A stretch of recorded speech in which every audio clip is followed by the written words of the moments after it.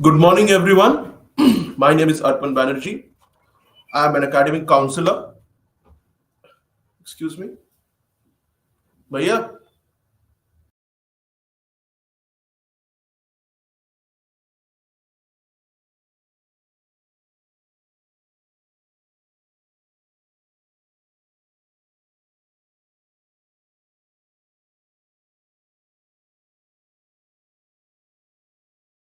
my name is Arpan Banerjee.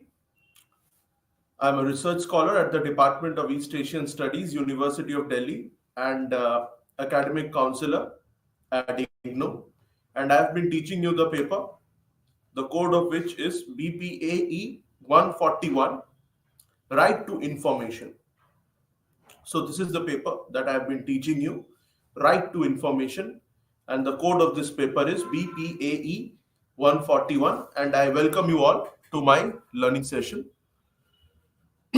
So far as part of this paper, we have discussed the block one that is related to right to information and introduction. We have discussed the introduction of right to information in this. We had discussed the evolution of this concept of right to information, and we had also discussed the achievements and limitations that this entire movement for right to information has made throughout the world. Moving on, we have been discussing the RTI Act of 2005. In the last class, we were discussing that. So, as part of that, we have discussed the second unit of this paper, that is relating to the RTI Act of 2005, an overview of that landmark act. So, in today's class, we are going to discuss the third unit, that is relating to the rules of RTI in India, as well as the fourth and the fifth unit, which are very interrelated. They are relating to the Central Information Commission and the State Information Commissions.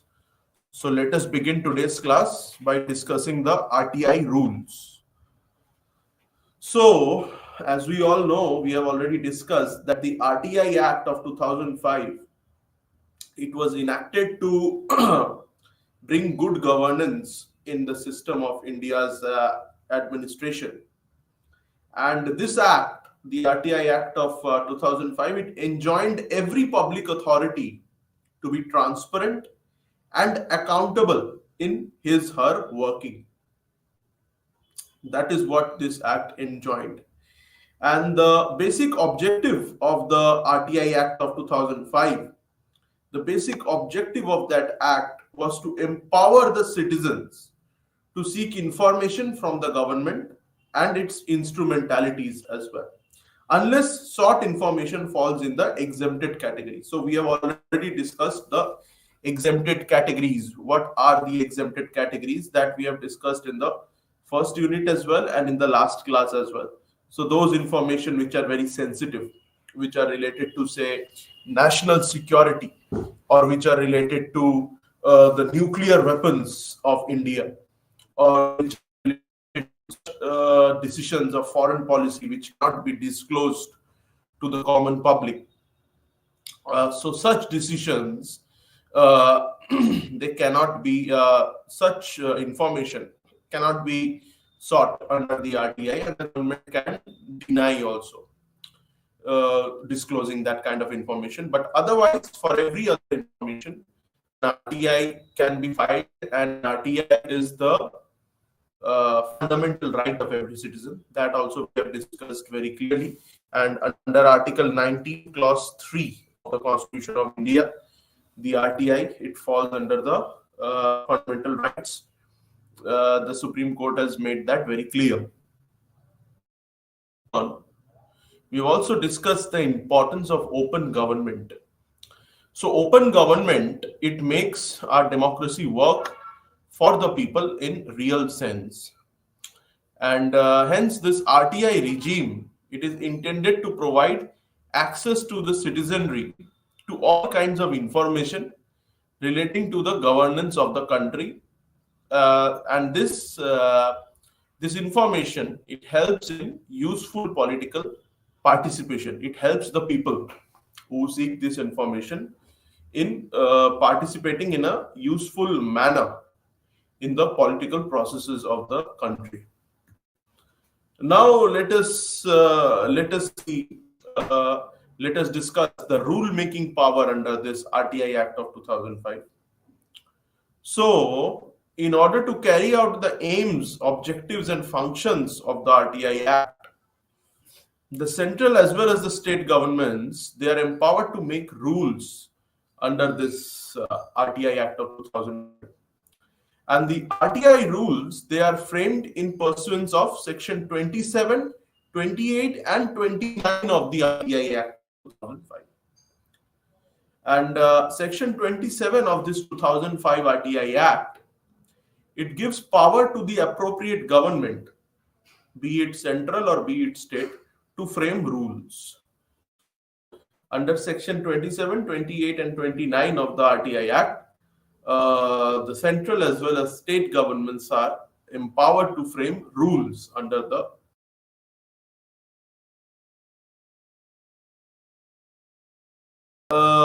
rules. They can provide for application fees for filing an RTI, additional fees for providing information, the formats of applications and appeals.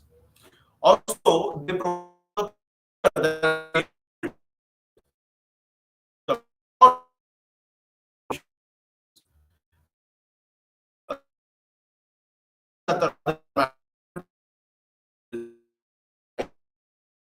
are the things related to which, pertaining to which the rules have been framed.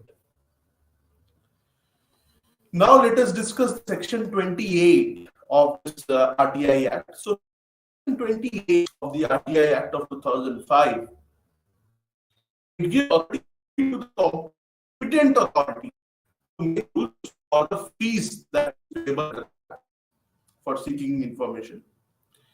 Also to charge additional fees as well for rendering information, and also to devise formats for application as well as appeals. And it is very important here to note that this power, it cannot be exercised by the public authorities.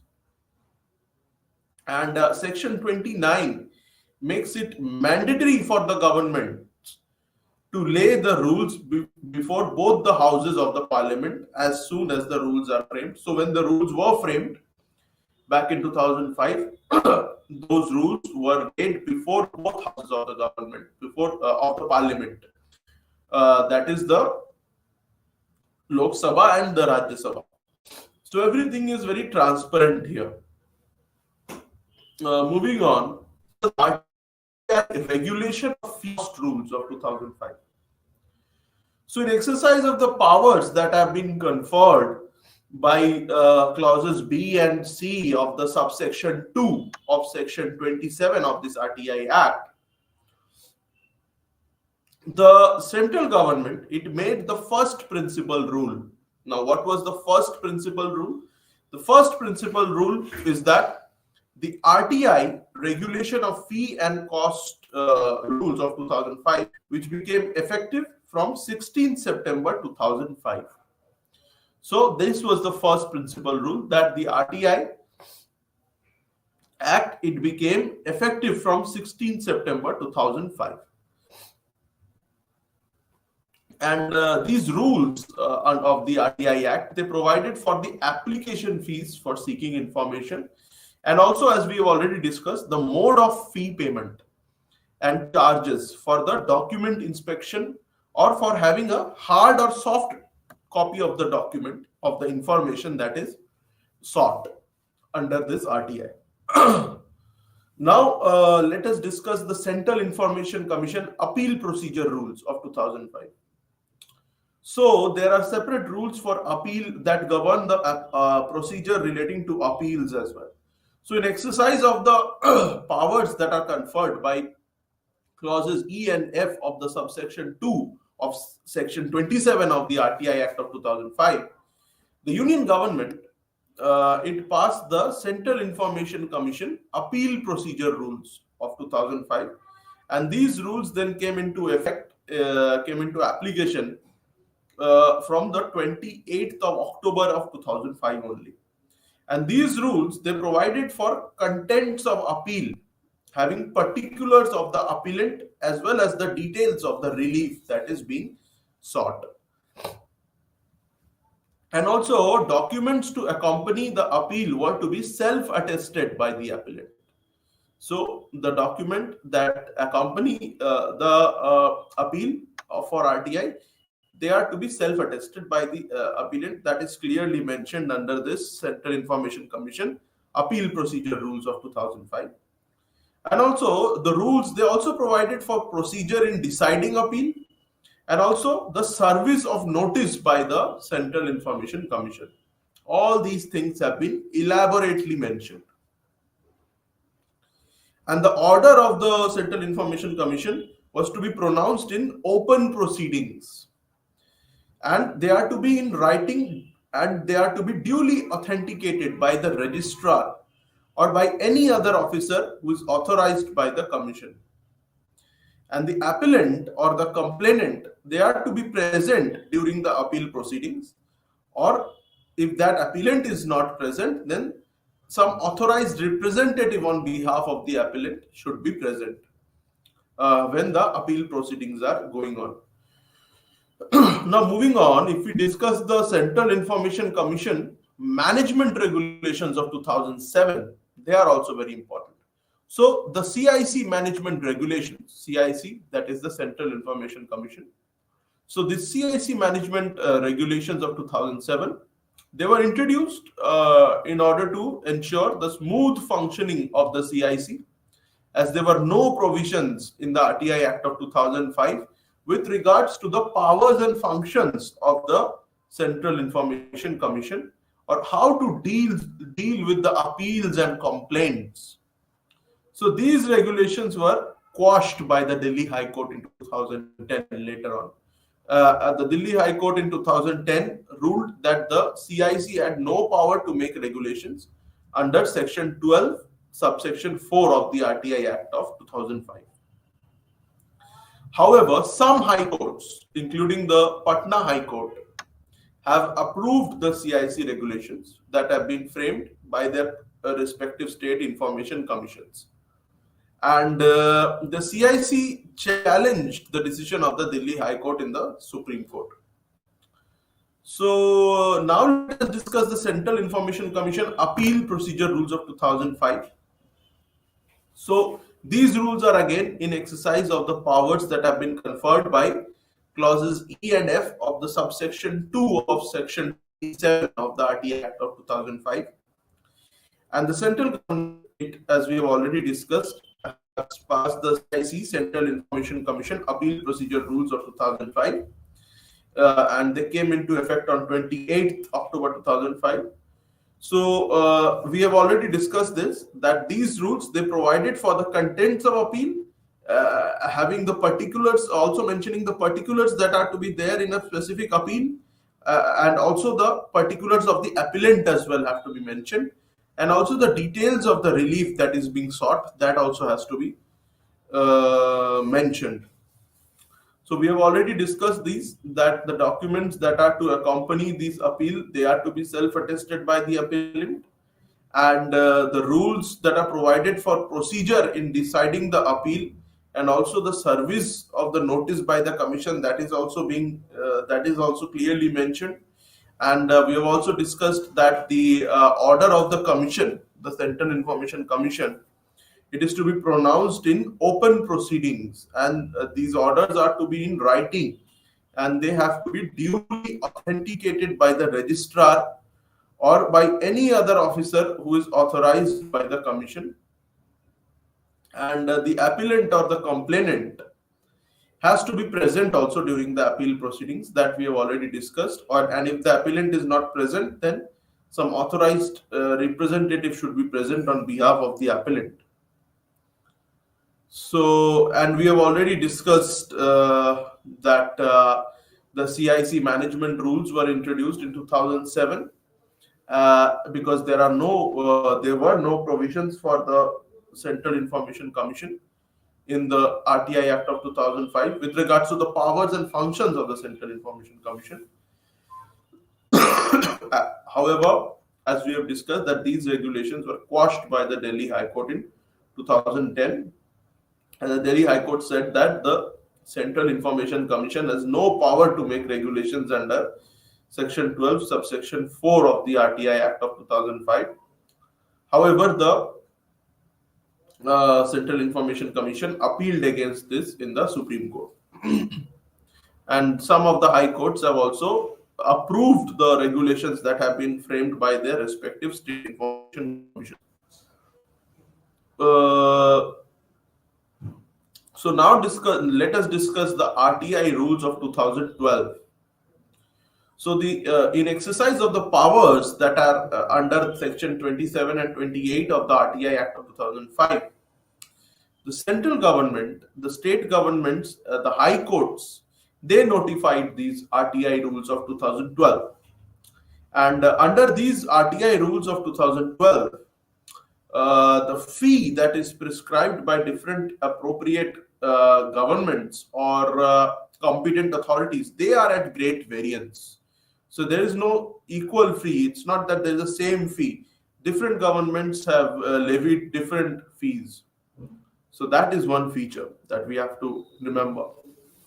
And of 2012, they were being framed. A notification was issued by the Government of India to the chief secretaries of all states and union territories and registrars of all high courts and to the registrar of the Supreme Court as well on 26th April 2011. And that notification was issued for the harmonization of the fee that was payable under the RTI Act of 2005. And this notification, it read like this. So, according to this notification, Section 28 and 27 of the RTI Act of 2005, they empowered the appropriate governments as well as competent authorities to make rules and to prescribe inter alia the fees that was payable under the Act. However, the central government, it appealed to all the state governments, to all the chief secretaries of the states and union territories, except Jammu and Kashmir, of course, because Jammu and Kashmir was then under Article 370, which has now been removed. So, the central government had appealed to all the states and union territories for the harmonization of the fee that was paid under the RTI Act of 2005. So, in exercise of these powers, the central government, the state governments, and the high courts, they have notified these RTI rules of 2012. And it has been observed that the fee prescribed by different appropriate governments or competent authorities at great variance. We have already discussed that. And the second ARC, or the second Administrative Reforms Commission, that has, in this regard, recommended that the states should frame rules regarding the application fee in harmony with the central rules. And the states should ensure that the fee should not become a disincentive for using the right to information. That was also being mentioned. And now let us discuss the alternatives for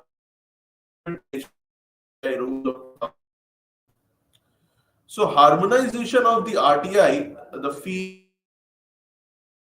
procedure rules under the RTI Act 5. So the Government of India had notified a set of RTI rules in 2012, which were dated 31st July 2012. And in these rules, the Government of India clearly said that while drafting the RTI rules, it was stipulated that once notified, the state governments would be requested to adopt these rules mutatis mutandis, that is, with the necessary changes having been made, so that there might be uniformity. So the government requested for the central government appealed for uniformity as far as possible in the matter of implementation of the act throughout the country.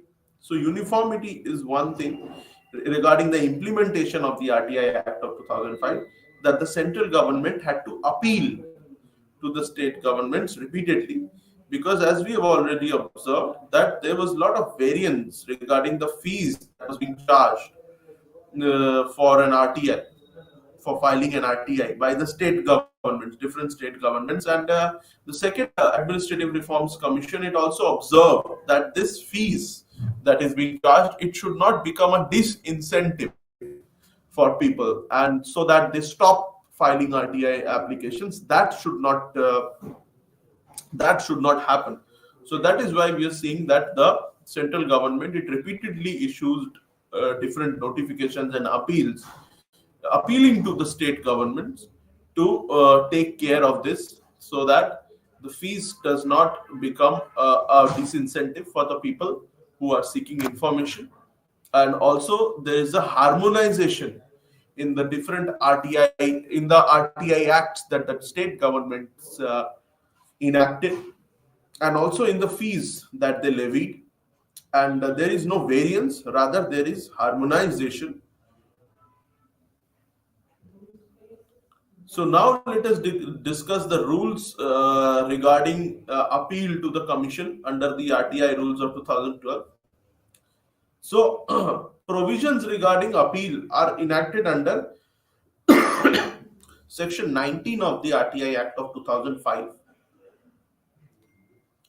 So an appeal can be filed to the Central Information Commission or State Information Commission against the first appellate authority, and to the first appellate authority against the Central Public Information Officer as well, or the State Information Officer, State Public Information Officer, SPIO. So that this appeal, it can be filed.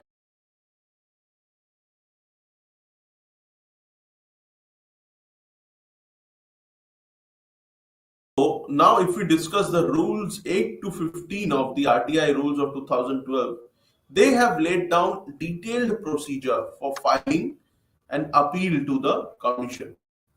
And a format of appeal is also attached in the appendix of the RTI rules of 2012 as well. And this has been done to facilitate the aggrieved persons to file appeal against the first appellate authority. So that is why an appendix is attached, a format of the appeal is attached in the appendix of RTI rules 2012. And the appellant should give details also on the points that are given in the appendix. Now, if we discuss the appeal to the commission, rule 8, it provides that a person who has been aggrieved by an order of the first appellant authority, or if a person has been aggrieved by the non-disposal of his appeal by the first appellant authority, then that person may file an appeal to the commission in the format that is given in the appendix. And that appeal, it shall be accompanied by the following documents. And these documents need to be duly authenticated and verified by the appellant. Now, we shall be discussing what are those documents that need to accompany a certain appeal to the commission, to the Central Information Commission or to the State Information Commissions.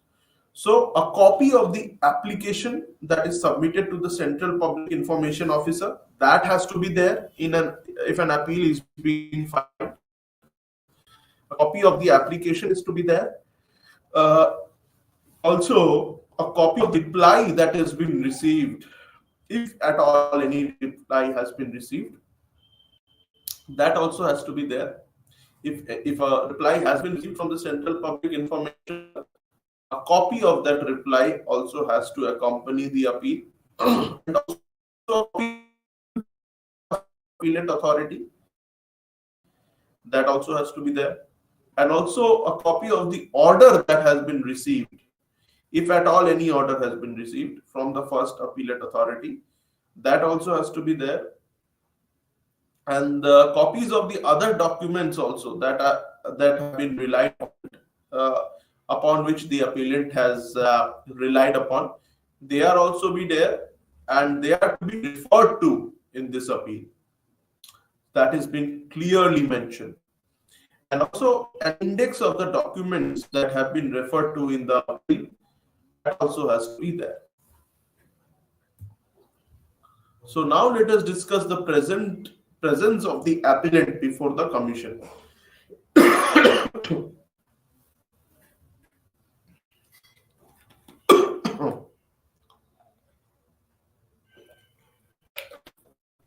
So, according to Rule 12 of this RTI Act, the commission it shall inform the appellant about the date of presence at least 7 clear days before the date of hearing.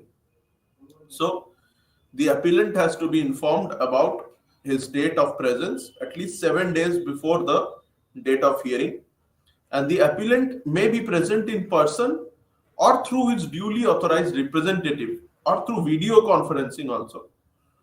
And if the facility of video conferencing is available at the time of hearing of the appeal by the commission. So the person either can be present physically or if not possible, then that person can send a duly authorized representative on his or her behalf, or even if that is not possible, then that person can be present through video conferencing also. So a lot of flexibility has been allowed by the Rule 12. And if the commission is satisfied that the appellant is not able to attend the hearing, then the commission it may afford the appellant another opportunity of being heard before a final decision is taken.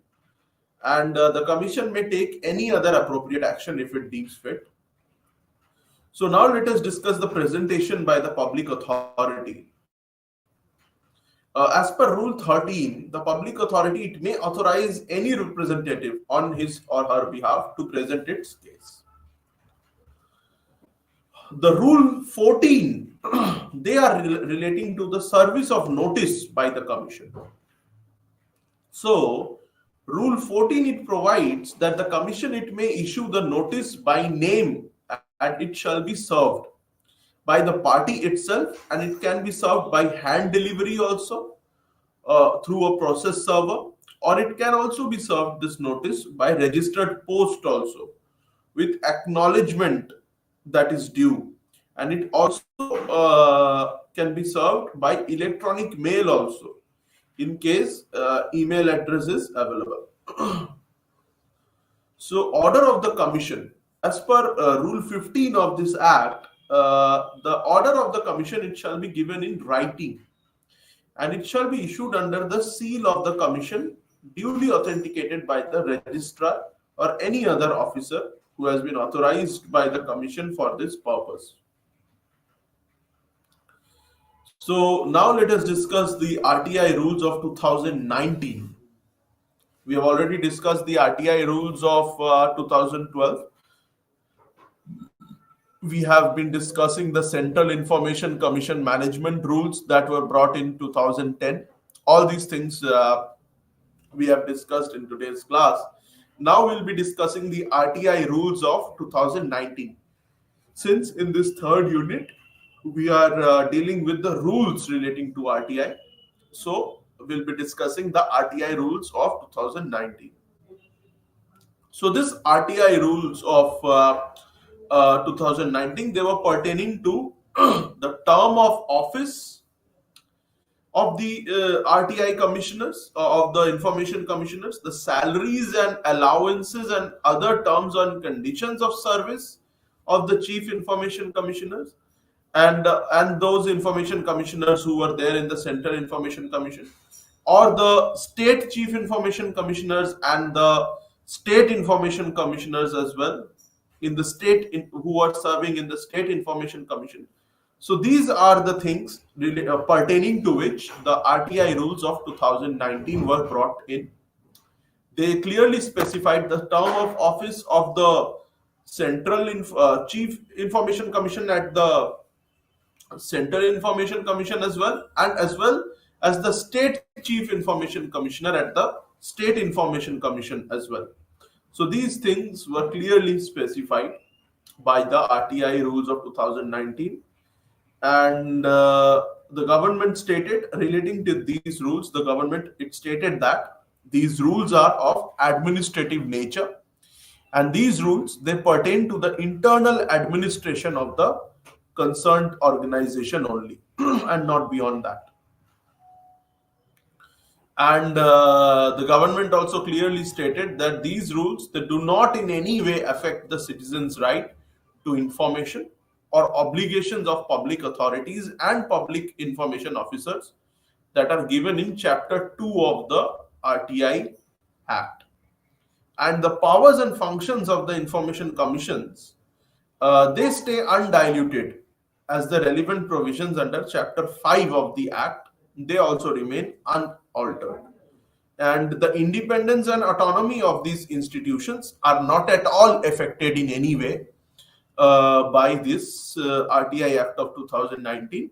This act was pertaining only to the salaries and allowances and terms and conditions of office of the Central Information Commissioners and the State Information Commissioners, as well as the Chief Central Information Commissioner and the State Chief Information Commissioners. That is what it was pertaining to. And so there is an online portal as well for filing RTI applications, and also for first appeal as well. And that is the rtionline.gov.in. This online portal, it was launched by the Government of India for filing RTI application, and also for first appeal, along with the payment gateway as well, by all Indian citizens for all ministries, departments, and other public authorities of the central government. So an online RTI application or first appeal, it should not be filed for public authorities of state government, including the government of NCT of Delhi, and if filed, the application would be returned without refund of amount. And a user manual is also available regarding how to file an online RTI application on the website. And according to the RTI rules of 2012, no fees is required to be paid by any citizen who is below the poverty line. And if a citizen belongs to the BPL category, then that citizen has to upload the BPL card certificate in supporting the document that is to be filed. And if a citizen belongs to the non-BPL category, then that citizen make a payment of 10 rupees only, as prescribed by the RTI rules of 2012. And payment can be made through internet banking as well, through credit or debit card as well. And so these facilities have been provided. So in conclusion, if we discuss the rules of the RTI Act of 2005, if we have to conclude, we can say that the working of this RTI Act of 2005, it has shown that the RTI rules of 2012 are incomplete. Because why are they incomplete? Because they do not cover many things that we have discussed. They do not cover many of the things regarding the safety of the person who is seeking the information. So many times, many corruptions and illegal acts are also unearthed by these RTI applications. So the safety of the whistleblowers, that has not been ensured by these RTI rules of 2012. And also, they do not cover rules regarding the eligibility criteria for information commissioners, or for being a central public information officer, or for being a first appellate authority. And also, they do not cover the rules regarding the non-compliance of RTI.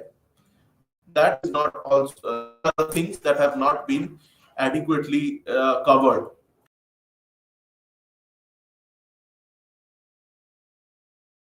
Of the RTI Act of 2005. And it has also been noticed that the fee that is being prescribed by the central and the state government authorities are different. So the harmonization, it could not be achieved.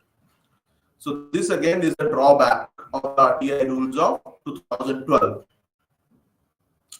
And again, another thing that is of particular concern has been observed is that rules that are framed by the high courts and the legislative assemblies, they are many a times not in accordance with the act. So again, uniformity is lacking, of harmonization as well.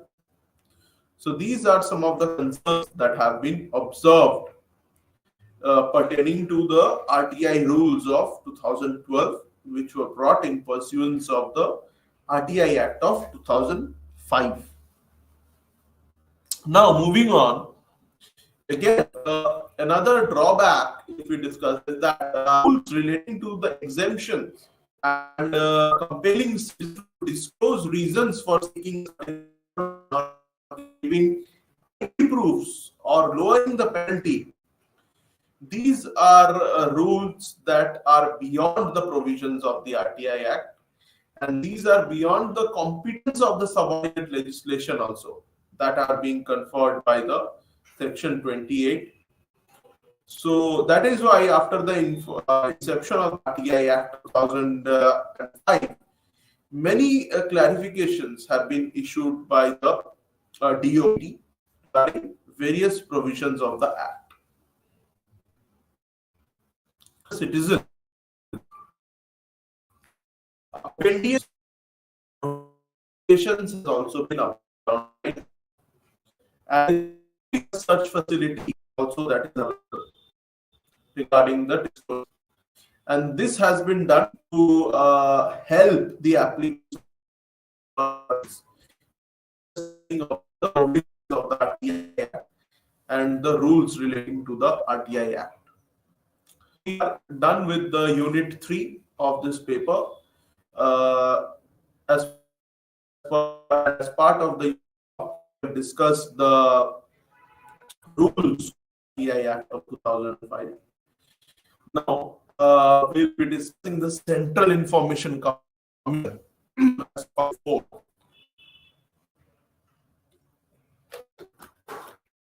We all know that the new it promised to be an era of good governance, ensuring transparency and accountability on behalf of the government, and also its instrumentalities as well. And all sections of society that are concerned with public, they were all ensured, they were all promised that this would be an era of good governance and transparency and accountability.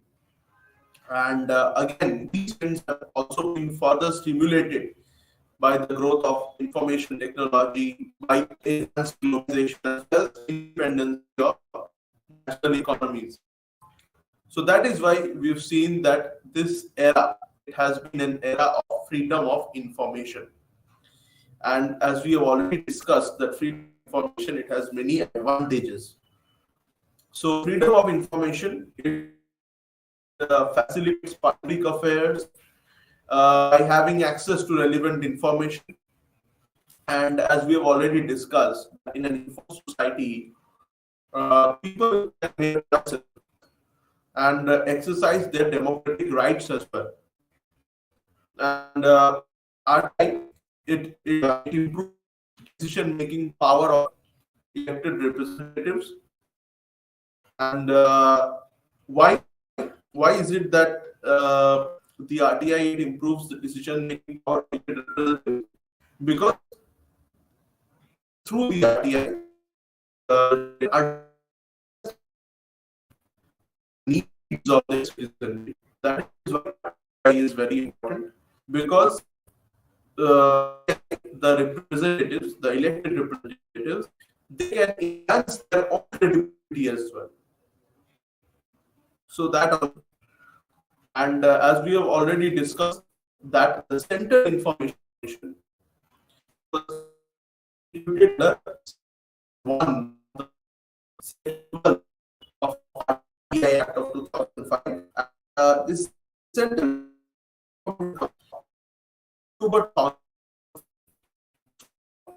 notification of the Central in its official gazette. And the sections 14 of the notification, it provided for the terms and conditions of the Chief Information Commissioner and the other information commissioners. So the powers and functions of the Central Information Commission, they were also clearly specified in this notification of 2005, and they included the powers to receive appeals and impose penalty as well. So these were discussed under sections 18 to 20 of the notification that was brought in 2005 regarding the Central Information Commission. And besides this, the Central Information Commission is also entrusted with the duty of monitoring the functions of the public authorities and also sending reports to Parliament about the implementations of the different provisions of the RTI Act. And the Information Commission can also render recommendations also regarding the efficient working of the RTI Act. Now, let us discuss the constitution of the Central Information Commission. So, as we have discussed that in the previous slide, we have discussed that the Section 12, Clause 1 of the RTI Act of 2005, it provided that the central government, it shall, by notification in the official gazette, constitute a body to be known as the Central Information Commission, and this body was to exercise the powers that are conferred on it, and it was to perform the functions that were assigned to it under this RTI Act of 2005. So, subsection 2 of this section 12, it states that the Central Information Commission, it shall consist of the Chief Information Commissioner and other members who are to be referred to as the Central Information Commissioners, and the number of Central Information Commissioners, it should not exceed 10. That was also clearly specified, and as per section 2 clause D, the Chief Information Commissioner and the Information Commissioner, they refer to the Chief Information Commissioner and Information Commissioners who have been appointed under subsection 3 of section 12. So this was clearly specified, and the procedure also was clearly specified for the appointment of the Chief Information Commissioner as well and other members. So section 12 clause 3, it provided that the Chief Information Commissioner and the Information Commissioners, they are to be appointed by the President of India on recommendation of a committee. And this appointment committee, it shall consist of 3 persons. So it has this appointment committee, this committee for appointing the Chief Information Commissioner and the other information commissioners, they are to consist of the Honorable Prime Minister of India, who will be the chairperson of this committee, the leader of opposition in the Lok Sabha, as well as a Union Cabinet Minister who is to be nominated by the Prime Minister. And also there has been an explanation to the subsection 3 of section 12, which made it clear that in case there is no leader of opposition, there is no recognized leader of opposition in the Lok Sabha, the leader of the single largest group in opposition of the government in the Lok Sabha, then that leader will be deemed to be the leader of opposition. Now let us discuss the superintendent's direction and management regarding the Central Information Commission. So subsection 4 of section 12, it clearly stated that the general superintendents and direction and management affairs of the Central Information Commission, they shall be vested in the Chief Information Commissioner, and this Chief Information Commissioner shall be assisted by other informationers. And also the qualifications have also been mentioned for appointment of the Chief Information Commissioner and other information commissioners. And these qualifications, they have been mentioned in subsection 5 of section 12. These qualifications for the appointment of Chief Information Commissioner and other information commissioner, they have been mentioned in subsection 5 of section 12, and it has been clearly stated under this subsection 5 of section 12 that all the members of the Chief Information Commission, of the Central Information Commission, including the Chief Information Commissioners, they shall be persons who shall have eminence in public life, and these persons are to have wide knowledge as well as experience in law as well as science and technology, in management, social service, journalism, mass media, or administration, as well as governance. So regarding from these different fields, certain persons, they are to be selected and they are to be appointed. And also the subsection 6, it has made it mandatory that the Chief Information Commissioner or other information commissioners, they shall not be a member of parliament, or they shall not be a member of any of the state legislature, and they should not hold any office of profit as well. And it was further required that the members of this commission, they will not be connected with any political party also, or they should not carry on any business or pursue any profession. So the section 12 has mentioned that the headquarters of the Central Information Commission shall be located in Delhi, and the Central Information Commission, it may also establish offices at other places in India as well, with the prior approval of the central government. So these are the things that have been clearly mentioned. And the decision of the government of India regarding the constitution of benches, that also came. And on the 2nd of 2005, the government of India, it issued an office memorandum regarding clarification on the constitution of benches by the Central Information Commission for the purpose of hearing applications and appeals of the RTI. So this office memorandum, it's that it has been observed that the Central Information Commission taking decisions on the complaints and appeals by the constituting benches, it could function through benches only if there is a specific provision in the act regarding the constitution of benches by the Central Information Commission. That was stated in this act, in this office memorandum. So the provisions of the section 12 subsection 4 of the RTI Act, it does not empower the Chief Information Commissioner to constitute benches. That was clearly mentioned by this office memorandum of 2005 by the central government, and hence the central government, it said that it is advised that the decisions on the complaints and appeals should be taken by the Central Information Commission as defined in section 2 clause B of the RTI Act, and not by the benches of the commission. So this was also clearly stated. And the procedure for removal of the Chief Information Commissioner or the Information Commissioners, that has also been stipulated.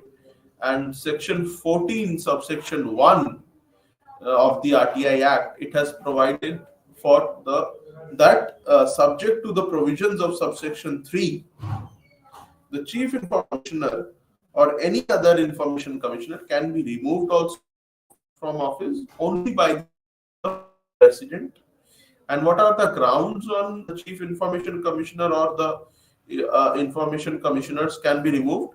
They are proved misbehavior or incapacity before the Supreme Court, if it is proved, and also on a reference that is made to the Supreme Court by the President, or if on inquiry it is reported that the Chief Information Commissioner or any other Information Commissioner has engaged in proved misbehavior or incapacity, then they can be removed also. So we have discussed the Central Information Commission. Now let us discuss the State Information Commission as well. which is Unit 5 of. So far in today's class, we have discussed the rules in the RTI Act of 2005, as well as the Central Information Commission as well, and the role and functions and powers also we have discussed of the Central Information Commission, as well as the Chief Information Commissioner as well, and the qualifications that are required in order to be appointed the Chief Information Commissioner, as well as the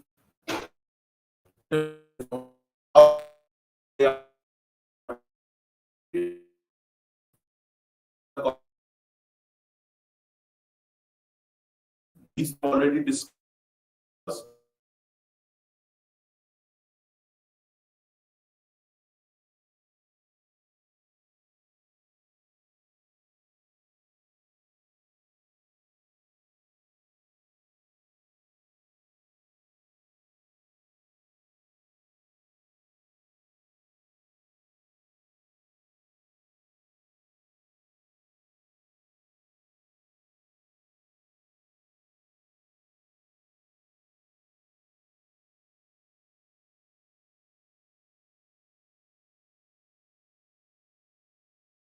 Sections 15 to 17 of this RTI Act of 2005, it provided for the constitution, terms and conditions of service, as well as removal of the state chief information commissioner, as well as the other state information commissioners as well. So, similar to the Central Information Commission, the powers and functions of the State Information Commission, including the powers to receive appeals and impose penalty, they have been discussed under sections 18 to 20 of this RTI Act of 2005. And besides this, the State Information Commission is also entrusted with the duty of monitoring the function of that has been assigned on the State Information Commission to monitor the functions of public authorities and also to send report to the state legislature, that is the Vidhan Sabha and the Vidhan Parishad, of the implementation process. And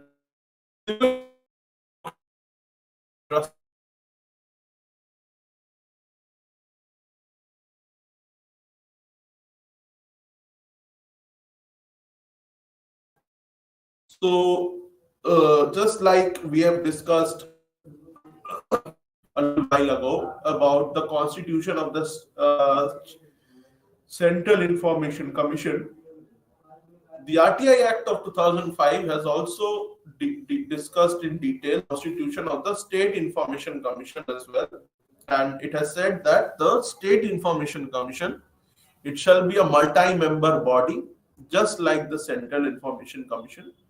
And section 15, subsection 1, it stated that every state government, by notification in its official gazette, it may specify the powers that have been conferred upon the State Information Commission and also the duties which the State Information Commission has been entrusted with. So, section 15, subsection 2, it clearly stipulates the State Information Commission, it will consist of a state chief information, just like Information Commissioner and the CIC also. So in the SIC or the State Information Commission, there shall be a state chief information commission. Also, there shall be other information commissioners as well, not more than 10. And now let us discuss how the state governments have performed. Different state governments have performed regarding the functioning of the State Information Commission. So, as if we can see that almost in all the states of India, the State Information Commission has been established, and they have their own official websites as well. And these websites are linked to the Central Information Commission. They display their information regarding the establishment, when they were established, regarding their different activities also for the promotion of RTI, and also the data regarding the complaints and appeals as well as annual reports are also put up on these websites of the state information commissions. And so one can visit their official websites of any of the state information commission, and by visiting their website, one can get updates about their initiatives for the RTI, for the promotion of RTI, and also what they are doing regarding record keeping as well. So, for example, the Bihar government, it has started a very unique initiative called Jankari. And as per this initiative, in information communication and technology (ICT), it has been innovatively used, and also it has been effectively employed in making the RTI Act more broad based. So the government of Bihar, it has launched this initiative called Jankari, whereby they have innovatively used and effectively employed ICT, communications and technology, in making the RTI Act more broad based and accessible also to the common people. And by doing this, they have bridged the literacy and digital divide as well. So in Bihar, we can see that there is a lot of positive development regarding the growth of the RTI. And so there are regarding this Jankari, so as per this Jankari initiative, facilitation centers have also been created, and these facilitation centers, they have phone-in services as well, and so they help people generate RTI. So they help the people in generating RTI applications and also to get information under the RTI as well. And in the state of Bihar, this system, it has been designed in an information at your doorstep format. So the hassles of physical movement by the common man, they have been removed, and this Jankari initiative in the state of Bihar, it has been regarded as one of the successful implementation of the RTI Act at the state level, at the provincial level. And this RTI Act of 2005, under this act, when this Jankari was set up in January 2007, it has been running very successfully, and it has been generating applications under RTI Act for people all over Bihar. And recently, it was also awarded as the best e-governance initiative by the government of India as well. And a lot of work regarding RTI has also been taking place in the state of Chhattisgarh as well. And in Chhattisgarh, for administrative and functional clarity as well as convenience, the work has been distributed between the Chief Information Commissioner and the Information Commissioners for disposal of all cases, appeals, and grievances that are pertaining to the allocated districts. And also, video conferencing facility is also available at the Chhattisgarh Information Commission, and this has facilitated hearing of cases by the Chief Information Commissioner as well as the other information commissioners through video conferencing. And also the RTI training programs are also organized on RTI, and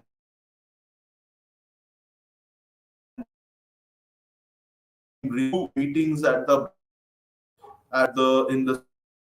the state of Chhattisgarh also, we can see that the government of Chhattisgarh has played an effective role in the effective implementation of the RTI Act, and also they have taken serious measures in training their first appellate authorities as well as public information officers. So they have generated a lot of public awareness.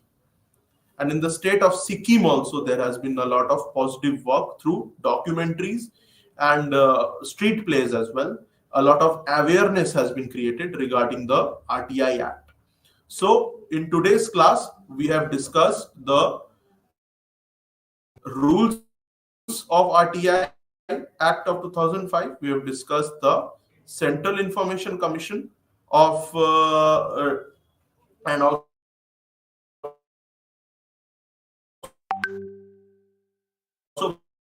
we have discussed the information commissions as well. So we are pretty much done with the second block of this paper. And in the next class, we shall be discussing about the third block of this paper. What we shall be discussing in the next class, we will be discussing the tools of RTI, the Central Information Commission, and the State Information Commission. So thank you all for this class, and that's it for today.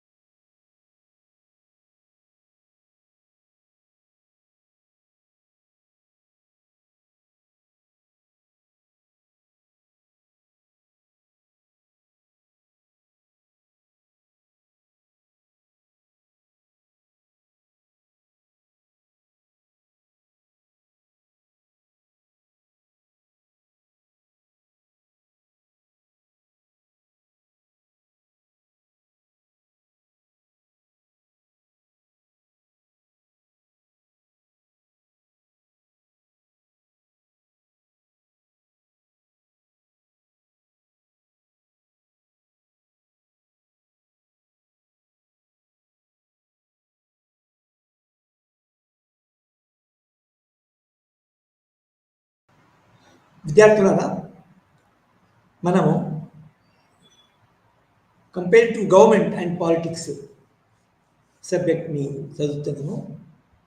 ఈ పేపర్లో ఇదివరకు comparative politics యొక్క ఉపయోగాలేంటి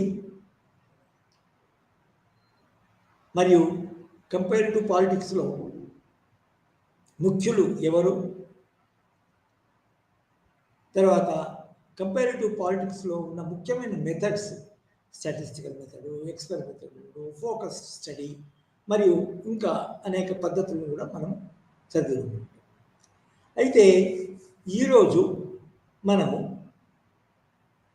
విధానాలు చదువుతాం. Comparative పాలిటిక్స్లో విధానాలు అంటే ఏంటంటే ఏ సబ్జెక్ట్ మ్యాటర్, దేని మీద ఎక్కువ ప్రాధాన్యత ఇస్తూ చదువుతారు. ఫర్ ఎగ్జాంపుల్, మనం ఇప్పుడు చదువుకోతాము వ్యవస్థాత్మక లేక సంస్థాపరమైన అధ్యయనం. అందులో సామాన్యంగా సంస్థలనే ఫోకస్ చేస్తూ చదువుతారు. అందులో ఆ సంస్థలు ఏ విధంగా పనిచేస్తున్నాయి, తర్వాత ఆ సంస్థల యొక్క, ఎందుకంటే ఇప్పుడు మనము వట్టి సంస్థలు, ఉదాహరణకి యూకేలో పార్లమెంటరీ విధానం ఉంది, ఇండియాలో పార్లమెంటరీ విధానం. యూకే నుంచే నిజానికి చాలా థర్డ్ వరల్డ్ కంట్రీస్ యూకే నుంచే పార్లమెంటరీ వ్యవస్థ తీసుకున్నారు. కానీ యూకేలో అదే వ్యవస్థ ఒక విధంగా పనిచేస్తుంది, కానీ వేరే కంట్రీస్లో వేరే విధంగా పనిచేస్తుంది. దానికి ఆ విధంగా మాట్లాడితే ఫెడరలిజం అనేది అది ఆర్గనైజేషన్ విషయము, కానీ ఫెడరలిజం చాలా ముఖ్యంగా మంచి విధంగా ఆర్గనైజ్ చేయబడ్డ అమెరికాలో కూడా నిజంగా పార్లమెంటరీ విధానమే, ఒక రకమైన పార్లమెంటరీ విధానమే. పార్లమెంటరీ విధానం అంటే ఇక్కడ ప్రజాస్వామ్య విధానానికి ప్రాముఖ్యత లేదని, ప్రజలకు ప్రాముఖ్యత లేదని కాదు, ప్రజాప్రతినిధులకు ప్రాముఖ్యత లేదని కాదు, కానీ అక్కడ ప్రెసిడెంట్స్ యొక్క పవర్స్ అండ్ ఫంక్షన్స్ ఒక స్వతంత్ర పద్ధతిలో ఎక్సర్సైజ్ చేయబడతాయి అంతే. కానీ ప్రెసిడెంట్ చేసినవన్నీ సామాన్యంగా అన్నీ మళ్ళా అమెరికాలో కూడా పార్లమెంట్ యొక్క ఆమోదం పొందవలసిందే. సో నేను అనేది ఏంటంటే యూకేలో పార్లమెంటరీ విధానము, అమెరికాలో పార్లమెంటరీ విధానము ఒకటిగా ఉండవు. పని విధానము చాలా మారుతుంది అన్నట్టు, మన ఆ దేశం యొక్క పరిస్థితులను బట్టి, దేశం యొక్క పూర్వరంగాన్ని బట్టి రకరకాల. అయితే ఈ విధంగా కానీ మొట్టమొదటి కంపేరిటివ్ పొలిటికల్ థింకర్స్ అవి మన ఈ సంస్థాగతమైన సబ్జెక్ట్ మ్యాటర్ చదవడంకి పరిమితం అయ్యారు. అట్లా ఎందుకు పరిమితం అనేది తర్వాత మాట్లాడతాం, దానిలో ఉన్న లోపల. సో ఈ విధానాలలో ముఖ్యమైనవి ఇన్స్టిట్యూషనల్ అప్రోచ్ ఒకటి, అంటే సంస్థాపరమైన కంపేరిటివ్ స్టడీస్, లేక వ్యవస్థాపరమైన కంపేరిటివ్ స్టడీస్. దాని తర్వాత ఇంకోటి వస్తుంది, ఇవాళ కాదని తర్వాత వస్తుంది. అదేంటంటే మన సిస్టమ్స్ అంటే మొత్తం సిస్టమే తీసుకోవచ్చు. సిస్టంలో ఉన్న వ్యవస్థలే కాకుండా మొత్తం సిస్టమ్ తీసుకుంటాం. తర్వాత ఇంకా మన వేరే థీమ్స్ కూడా తీసుకుంటాం. అయితే ఇవాళ మనం మాత్రము ఈ ఇన్స్టిట్యూషనల్ అప్రోచ్ అనేది చదువుతాం.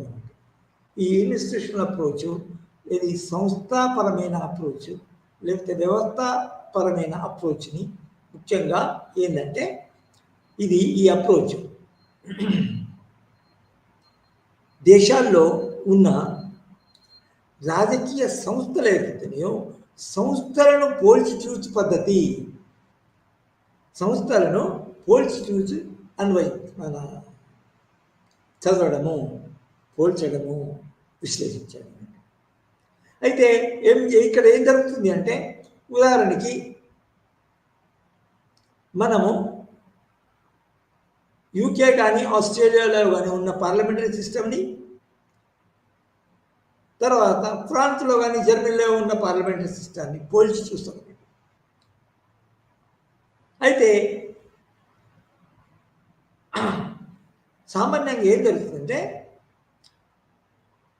మన ఒక రాజనీతి శాస్త్రజ్ఞుడు అనేక దేశాల్లో ఉన్న వ్యవస్థలను పోల్చి చూసి వాటి ఏ విధంగా అవి మన స్థాపించబడ్డవి, దానికి పూర్వరంగం ఏంటి అని చదువుతారు. అయితే మనం ఇదివరకే చదువుకున్న మొట్టమొదలు, కానీ ఈ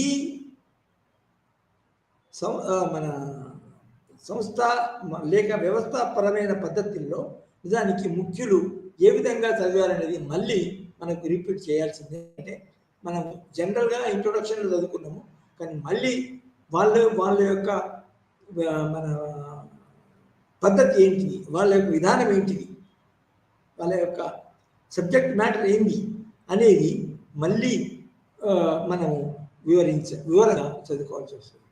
అదేంటంటే ముఖ్యంగా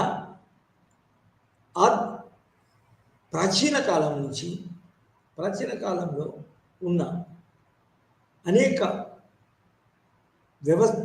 దేశాల్లోని వ్యవస్థలను పోల్చి చూసిన వాడు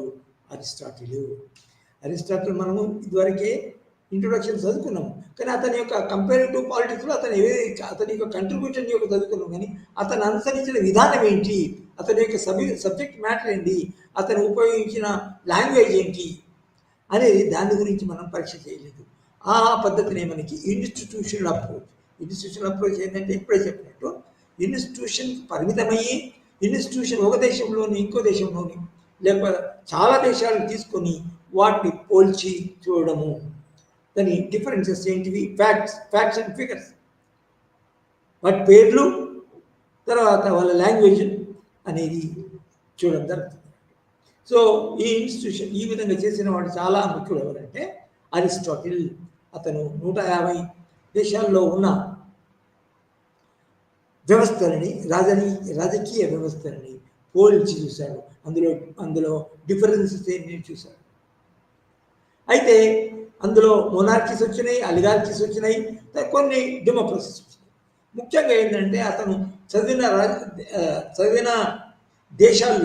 దేశాల వ్యవస్థలో ముఖ్యమైనవి ఏంటంటే మొనార్కీసు, డెమోక్రసీస్, తర్వాత అలిగార్కీస్, ఇవి ముఖ్యమైనవి. అయితే అతను గ్రీక్ దేశం వాడు కాబట్టి అతను చదివిన గ్రీక్ సిటీ స్టేట్స్, పట్టణ రాజ్యాలు, ఒక పట్టణమే ఒక రాజ్యంగా ఉండేది.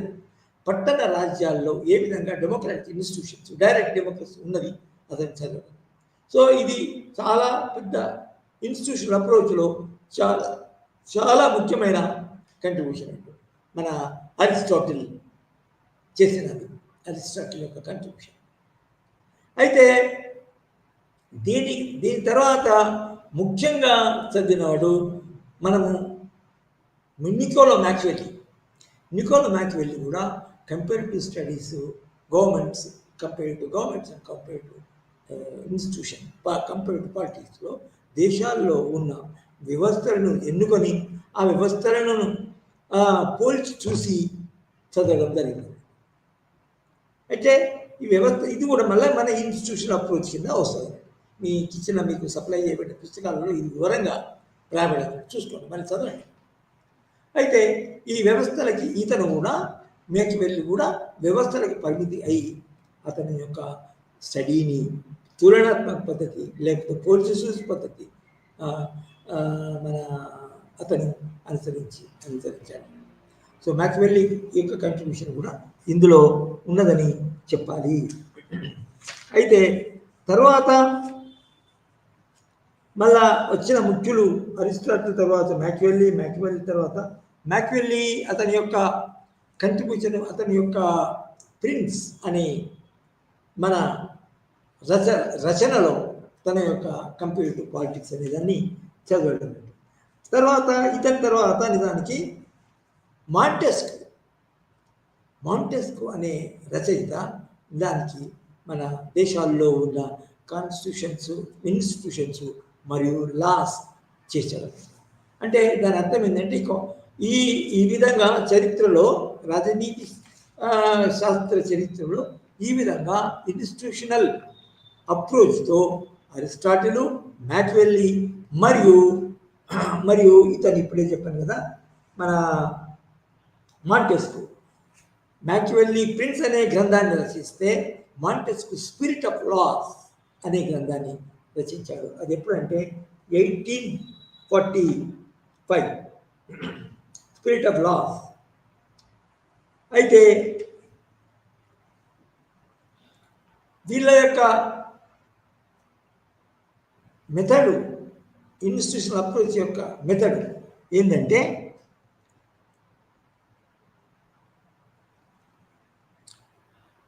వాస్తవాలకి ఎగ్జిస్టింగ్ ఇన్స్టిట్యూషన్స్కి మాత్రమే వాస్తవాలు ఏంటివి, ఇన్స్టిట్యూషన్స్ యొక్క వాస్తవాలు ఎన్ని ఉన్నాయి, ఎన్ని ఇన్స్టిట్యూషన్స్ ఉన్నాయి, వాటి పేరేంటి, ఎవరు స్థాపించారు అనేది మాత్రమే, వాస్తవాలకు మాత్రమే పరిమితం కావడము. అందుకోసమే ఫ్యాక్ట్స్ అండ్ ఫిగర్స్, స్టాటిస్టిక్స్ అది.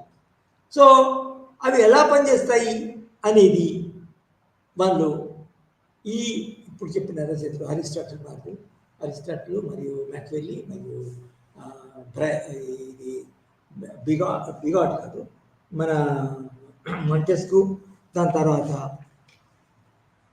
బిగాట్ అనేవాడు కూడా ఈ సంస్థాపరమైన వ్యవస్థాపరమైన అప్రోచ్ పాటించి సంస్థని ముఖ్యంగా ఇంగ్లీష్ కాన్స్టిట్యూషన్ని అతను చదవడం జరిగింది.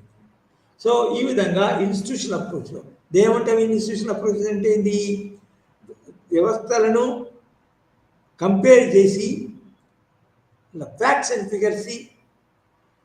అండ్ ఫిగర్స్ని మన డిస్క్రిప్టివ్ పద్ధతిలో మన కంపేర్ చేయడమే, ఈ పోల్చి చూడడమే ఇది institutional approach in compare to politics అని చెప్పాల్సి.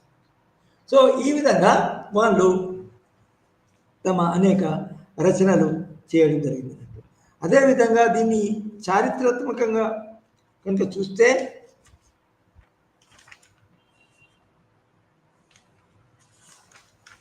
ఇంకా బ్రైస్ మరియు లావెల్ అనేవాళ్ళు కూడా నిజానికి ఈ ఇన్స్టిట్యూషనల్ అప్రోచ్తోని తమ యొక్క రచనలు మన చేశారన్నట్టు.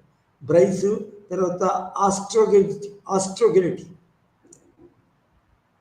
కూడా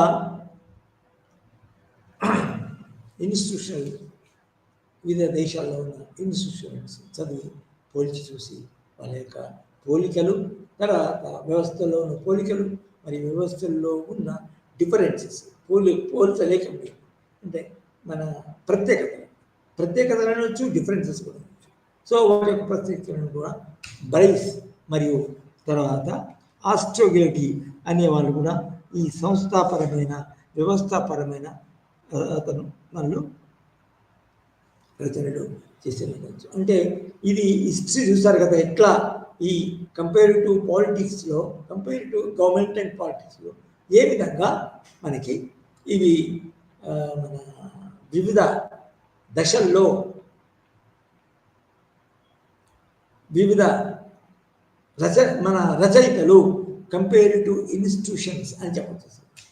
ఇది ఇన్స్టిట్యూషన్స్ తీసుకొని వివిధ దేశాల్లో ఇన్స్టిట్యూషన్ తీసుకొని వాటిని పోల్చి చూడడం జరిగింది. అయితే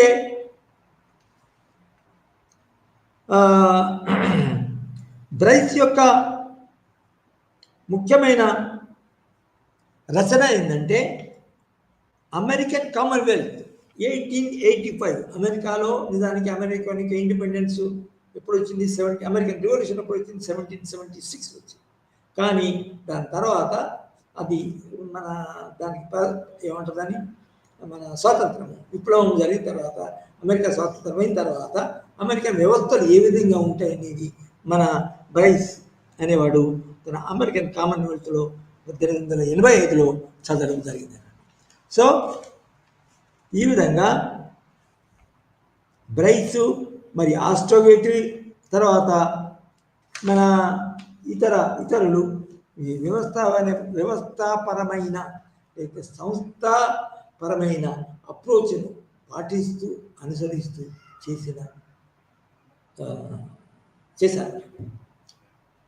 అయితే అంటే దాని అర్థమైంది. ఇప్పుడు మొట్టమొదటి నుంచి కనుక చూస్తే మనము ఆర్డర్లో కాలానుగుత కాలక్రమంలో మనం కనుక చూస్తే అరిస్టాటిల్, మ్యాకివెల్లి, మన మన బీగాటు, తర్వాత బ్రైసు, తర్వాత ఆస్ట్రోగిరిటీ మొదలగు వాళ్ళు ఈ సంస్థాపరమైన వ్యవస్థాపరమైన పోల్చి చూసి పద్ధతి కంపేరిటివ్ పాలిటిక్స్లో నిజానికి ఆద్యులు అని అనొచ్చు. అయితే ఇక్కడ మనకు కావాల్సింది ఏంటంటే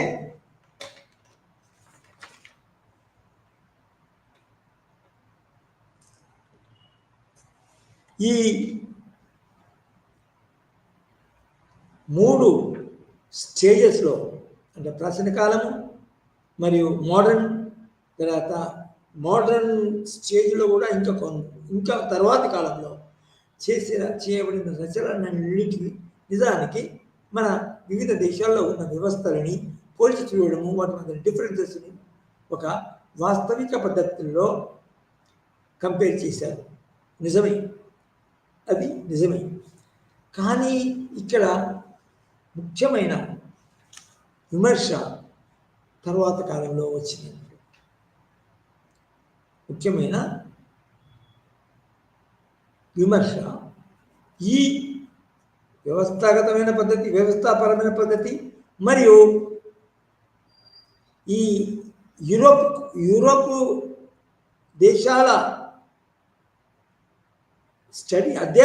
అధ్యయనానికి మాత్రమే పరిమితమై చదవడం అదొక రకమైన విమర్శ. అది వివరించగలుగుతాం. ఎందుకంటే ముఖ్యంగా తర్వాతి కాలంలో చాలా విమర్శలు నిజానికి పాశ్చాత్య రాజనీతి శాస్త్రజ్ఞులని పాశ్చాత్య రాజనీతి శాస్త్రజ్ఞులే నిజానికి విమర్శ చేశారు. ఏమని విమర్శ చేశారు వాళ్ళు? ఈ రచనలన్నీ నిజంగా పోల్చారు, నిజమే. కానీ వట్టి వాస్తవాలు పేర్కొనడం, వాస్తవాలను పేర్కొనడం మాత్రమే. Descriptive way the institutions were named and identified, and then the institutions were compared. Institution పద్ధతి. అయితే ఇది నిజానికి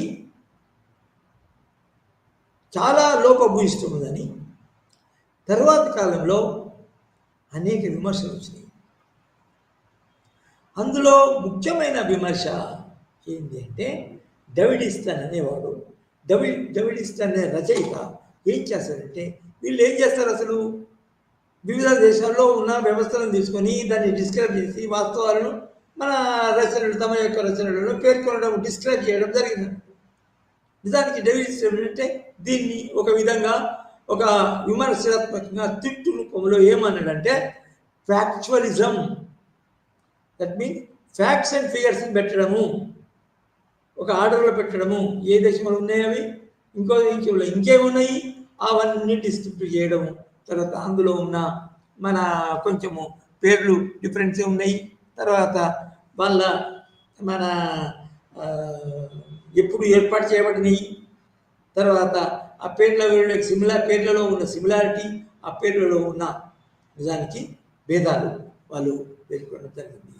అందుకోసం అంటే వట్టిగా పేర్కొనడం, డిస్క్రైబ్ చేయడము, ఫ్యాక్ట్స్ అండ్ ఫిగర్స్ ప్రజెంట్ చేయడం ఏమంటారంటే అది ఫ్యాక్చువలిజం అనే విధంగా డేవిడ్ ఈస్టన్ అనే రచయిత అతన్ని విమర్శించడం జరిగింది. అదేవిధంగా రాయ్ మార్క్రెడిస్ కూడా అతని పద్ధతిలోనే, అతని ధోరణిలోనే ఈ విధానాన్ని అనుసరించి చేసిన రచయితలని దానికి క్రిటిసైజ్ చేయడం. అంటే దాని అర్థం ఏంటి? ఇతను ఈ ముఖ్యులు ఈ రచయితల యొక్క ముఖ్యమైన విమర్శకులు ఎవరు అంటే క్రిటిక్స్, CRITIQUE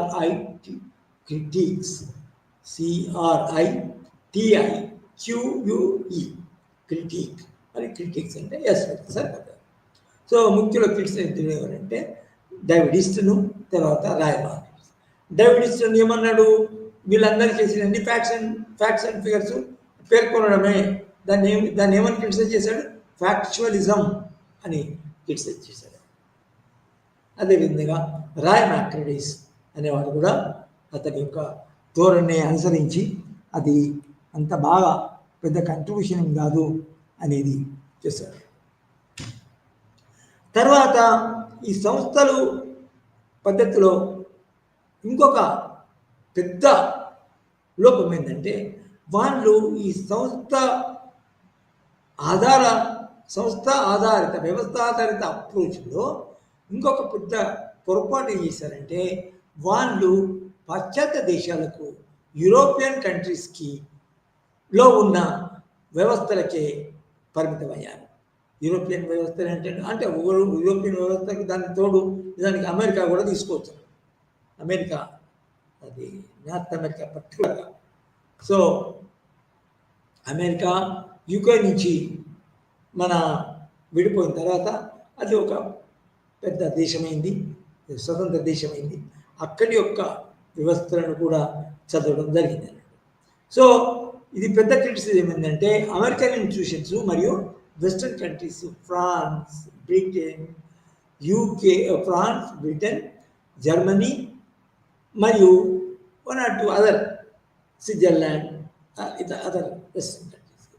సో దీన్ని వాళ్ళు ఏమన్నారంటే యూరోసెంట్రిజం, అంటే యూరోప్ యొక్క దేశాలకే పరిమితమై ఉండడము, తమ యొక్క అధ్యయనాన్ని యూరోపియన్ కంట్రీస్కే కేంద్రీకృతం. సెంట్రిజం అంటే పరిమితం అవ్వడము, కేంద్రీకరించడం. సో యూరోసెంట్రిక్ అప్రోచ్ అని వాళ్ళు ముందేమన్నారు? ఫ్యాక్చువలిజం. తర్వాత ఏమన్నారు? యూరోపియన్ కంట్రీస్కే పరిమితమై ఆ యూరోపియన్ కంట్రీస్లో ఉన్న వ్యవస్థలు సంస్థలను మాత్రమే ఎన్నుకొని వాటిని డిస్క్రైబ్ చేయడము, వాళ్ళని పోల్చి చూడడము, వాళ్ళకి వాటిలో ఉన్న డిఫరెన్సెస్ని హైలైట్ చేయడం, మన ఎత్తి చూపడం. అది అయితే ఈ యూరోసెంట్రిజం అంటే ఏంటంటే యూరోపియన్ కంట్రీస్కి పరిమితమై వేరే ప్రపంచంలో, అప్పుడు కూడా ప్రపంచంలో వేరే వేరే దేశాలు ఉన్నాయి, కానీ ఆ దేశాలలో ఉన్న వ్యవస్థలని వీళ్ళు కంపేర్ చేయలేదు, చదవలేదు. ఈ వ్యవస్థాత్మక పద్ధతిలో కూడా ఇన్స్టిట్యూషన్ అప్రోచ్లో కూడా నిజానికి వాటిని వేరే మన మూడవ ప్రపంచ దేశాలలో, ప్రపంచంలో ఇంకా వేరే ఇది యూరోప్ అమెరికా కాకుండా వేరే దేశాల్లో ఉన్న సంస్థలు ఏదైతే ఉన్నాయో వాళ్ళు తీసుకొని చదివితే బాగుండేది అనేది వీళ్ళ యొక్క మూడవ ఇంకొక విమర్శ. అయితే ఈ విమర్శల ద్వారా మనకు వచ్చే ఐడియాస్ ఏంటంటే ఈ అరిస్టాటిల్ మొదలుకొని ప్రాచీన దేశంలో ఉన్న రాజ్యాల్లోని వ్యవస్థలని మరియు మధ్యయుగాల్లో ఉన్న, అంటే మధ్యయుగాలు అంటే మన మ్యాక్వెల్లీ ఎక్కడికి వస్తుందంటే అటు మధ్యయుగాలు కొంతవరకు వస్తాడు, దానికి సంబంధించిన వచ్చాడు, తర్వాత మోడర్న్ కూడా వస్తాడు. మధ్యయుగాల్లో నిజానికి ఏమైందంటే మధ్యయుగాల్లో వ్యవస్థలన్నీ మన మతపరంగా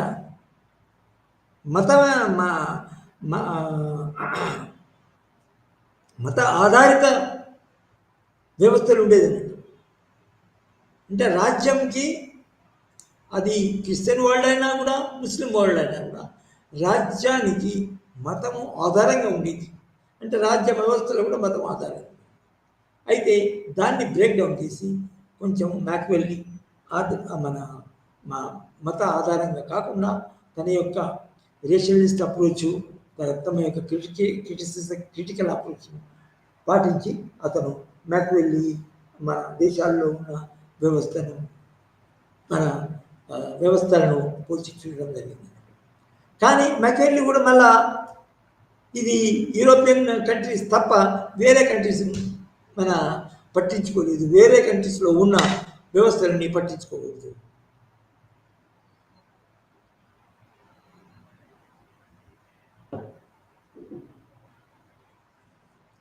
సో తర్వాత ఇద్దరికి మనం చదివినట్టు బ్రైస్, తర్వాత బీగాటు నిజానికి అతను ఫోకస్ మన ఇందులో ఇది మన ఇంగ్లీషు కాన్స్టిట్యూషన్ మీద ఎక్కువ ఫోకస్ చేశాడు అతను. కానీ బ్రైసు, లావెలు, తర్వాత ఆస్ట్రోగేటి ఈ ముగ్గురు నిజానికి మన ఈ సంస్థాపరమైన అప్రోచ్కి ఆద్యులు, ప్రముఖులు అనొచ్చు. సో మ్యాకివెల్లీ తర్వాత వీళ్ళు వచ్చారు. వీళ్ళ తర్వాత నిజానికి మన కొన్ని రచనలు వచ్చాయనుకోండి, కానీ అవి కూడా సంస్థాపరమైన పద్ధతిని, విధానాన్ని అనుసరించడం జరిగింది.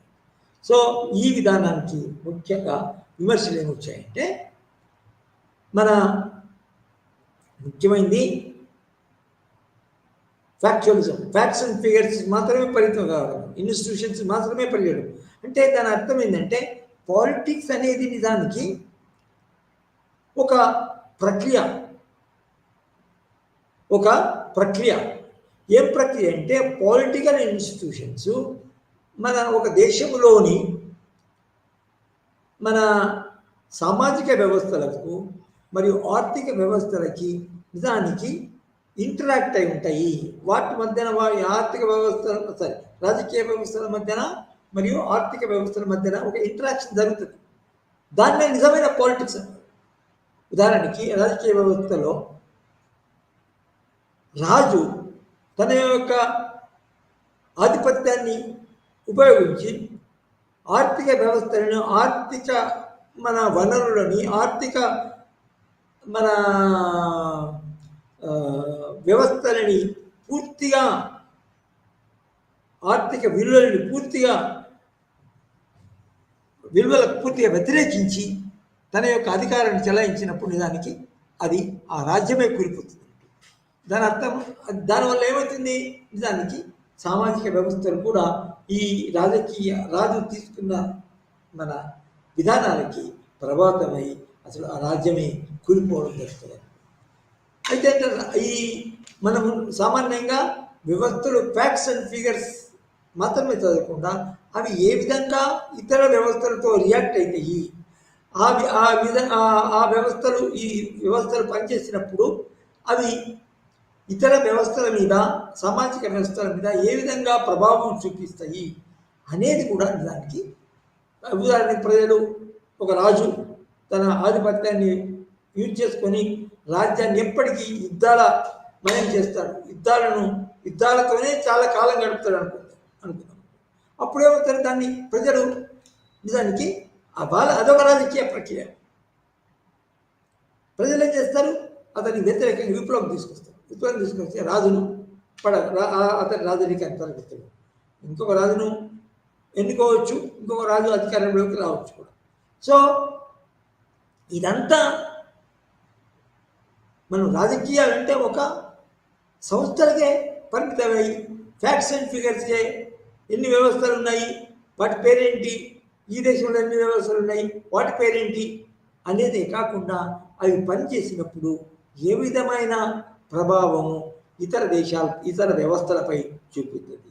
అవి ఆ వ్యవస్థలు, రాజకీయ వ్యవస్థలు, ఇతర వ్యవస్థలు అంటే ఇతర సామాజిక వ్యవస్థలు, సాంస్కృతిక వ్యవస్థలు, తర్వాత మన ఆర్థిక వ్యవస్థలు ఏ విధంగా మన రియాక్ట్ అవుతాయి. దాని ఇంటరాక్షన్, రాజకీయ ప్రక్రియ, the interaction between the political institutions and మన social institution is known as politics. ప్రక్రియ, రాజకీయ ప్రక్రియ అంటారు. సో ఈ ప్రక్రియ అనేది ఈ ఇన్స్టిట్యూషన్ అప్రోచ్లో లేకపోతుంది.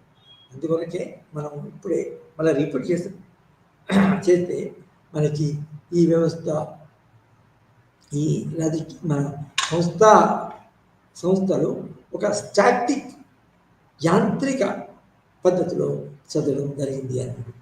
సో దీన్ని మన డేవిడ్ తర్వాత రాయ్ మార్కెట్ అనే రచయితలు క్రిటిసైజ్ చేశారు. ఏమని క్రిటిసైజ్ చేశారు, వాళ్ళు ఫ్యాక్చువలిస్ట్, వాళ్ళ యొక్క పద్ధతి అనేది ఫ్యాక్చువలిస్ట్, డిస్ట్రిక్ట్ ఒక మన ఇన్స్టిట్యూషన్స్ని మన ఎన్నుకొని ఐడెంటిఫై చేసి వాటిని మన ఒక వర్ణించడం, వర్ణనాత్మక పద్ధతి మాత్రమే అన్నారు. అయితే దీన్ని నిజానికి డేవిడ్ ఈస్టన్ అనేవాడు ఫ్యాక్చువలిజం అని విమర్శించాడు. తర్వాత ఇంకొక క్రిటిసిజం ఏంటంటే ఇవి యూరోపియన్ కంట్రీస్కే పరిమితమైనవి. ఇది ఫ్రాన్స్, జర్మనీ, ఇంగ్లాండ్ మరియు ఇతర స్విట్జర్లాండ్ వంటి కంట్రీస్కి, మరియు అమెరికా కూడా వచ్చింది. ఎందుకంటే అమెరికా అప్పుడు 1776లో వచ్చి తన యొక్క ఇన్స్టిట్యూషన్ స్థాపించుకున్నాడు. సో ఇది దీన్ని యూరోసెంట్రిజం అంటారు. సో యూరోసెంట్రిజము తర్వాత ఫ్యాక్చువలిజం అనే ముఖ్య మన క్రిటిసిజం మన అవి డైనమిక్ సెన్స్లో ఏ విధంగా పనిచేస్తాయి అనేది అందులో కొరవడింది అని చెప్పవచ్చు. అయితే ఈ తర్వాత వచ్చిన రచయితలు డేవిడ్ ఈస్టన్ అనేవారు ఏంటంటే ఇది వ్యవస్థలే కాకుండా ఒక పొలిటికల్ సిస్టమ్ని, మొత్తం సిస్టాన్ని తత్వాల నిజానికి మనం నెక్స్ట్ పీరియడ్లో సిస్టమ్స్ అప్రోచ్ అనే దాన్ని మనం చదవడానికి పోతాం. ఏంటది సిస్టమ్ అప్రోచ్ అంటే సిస్టాన్ని హోలిస్టిక్గా ఇంక్లూడింగ్ ద మన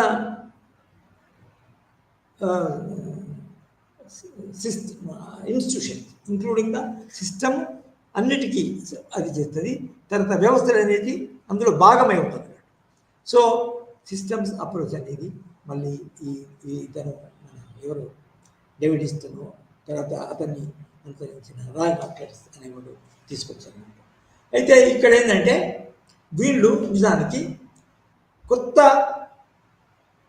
లాంగ్వేజ్ను ఇంట్రడ్యూస్ చేస్తుంది, కొత్త కంటెంట్ చేస్తారు. కంటెంట్ అంటే సబ్జెక్ట్ మ్యాటర్ ఇన్స్టిట్యూషన్స్ వేరే కంటెంట్ అనేది వేరే ప్రాంతాలలో, ప్రపంచంలోని వేరే ప్రాంతాల్లో ఉన్న వ్యవస్థలను కూడా తీసుకురావడం జరిగింది. అంటే సబ్జెక్ట్ మ్యాటర్ చేంజ్ అయింది. ఉదాహరణకి ఆ కాలంలోనే వీళ్ళు ఇతరులు ఈ మన ప్రైస్, తర్వాత లావెలు, దాని తర్వాత మాంటెస్కు, వీరి కాలంలోనే నిజానికి కాలనీస్ ఉన్నాయి. కాలనీస్ అంటే ఇంపీరియలిస్ట్ కంట్రీస్ కింద ఉన్న దేశాలు, వలస దేశాలు, ముఖ్యంగా ఇండియన్ సబ్ కాంటినెంటు, దాని తర్వాత ఆఫ్రికన్ సబ్ కాంటినెంటు మరియు ఇతర ఆస్ట్రేలియా దేశాల్లో కూడా ఈ వ్యవస్థలు ఉండేది. అంటే ఇక్కడ విషయం ఏంటంటే కాలనీస్లో ఉన్న సంస్థలు సామ్రాజ్యవాదుల కింద ఉన్నా కూడా అవి ఒక రకంగా సంస్థలు యూరోపియన్ కంట్రీస్లో ఉన్న సంస్థలతో పోలికలు ఉన్నా కూడా వాటిని చదవడం అనేది కంపల్సరీ. వేరే దేశాలు ఇప్పుడు ఒక ఉదాహరణకి మనం ఫ్రాన్స్ చదివితే ఫ్రాన్స్ కింద వలస దేశాల్లో వ్యవస్థలలో కూడా చదివినట్టేనా? అది చదివినట్టు కాదు కదా, వేరే ప్రాంతాలు ఉన్నాయి కదా. అదేవిధంగా యూకేలో ఉన్న ఇన్స్టిట్యూషన్స్ని, యూరోపియన్లో ఉన్న ఇన్స్టిట్యూషన్స్ చదివితే నిజానికి వేరే ప్రాంతాలలో, వేరే దేశాల్లో ఉన్న పెద్ద పెద్ద దేశాలకు తక్కువ కాదు, పెద్ద పెద్ద ప్రాంతాలు జాగ్రత్తగా చాలా డెవలప్ అయిన, చాలా విస్తరించిన దేశాలు, ఆ దేశాల్లో ఉన్న కాలనీలు ఉన్నాయి. కాబట్టి కాలనీ యొక్క సంస్థాపకుడు, మన వ్యవస్థాపక దేశం ఏదైతే ఉన్నదో బ్రిటన్ సరిపోతుందా? నిజంగా సరిపోతుంది లేని అనుకున్నారు వాళ్ళు. ఇదివరకు మొట్టమొదటి శ్రేణిలో ఉన్న కంపేర్ టు పొలిటికల్ సైంటిస్ట్. దానికి వలస దేశాల్లో ఉన్నా కూడా ఆ రకమైన వ్యవస్థలు, ఆపేర్ వ్యవస్థలను కూడా నిజానికి అవి వర్కింగ్ వేరే ఉండొచ్చు.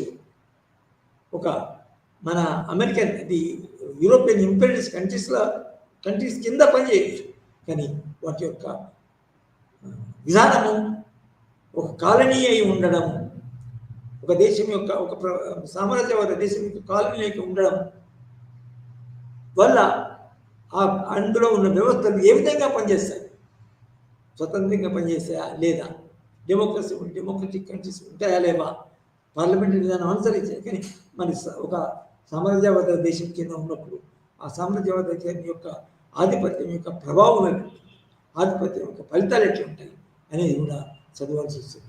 కాబట్టి ఆ దేశంలో వాళ్ళు ఒక పెద్ద పొరపాటు ఇదివరకు మనం ఇప్పుడు పేర్కొన్న మ్యాక్వెల్లీ మరియు బ్రైస్, లావెల్, మౌంటెక్యూ వాళ్ళు చేసిన రచనలు, వాళ్ళు చేసిన అధ్యయనాలు నిజానికి చాలా లోపభూయిష్టమని అని చెప్పవచ్చు.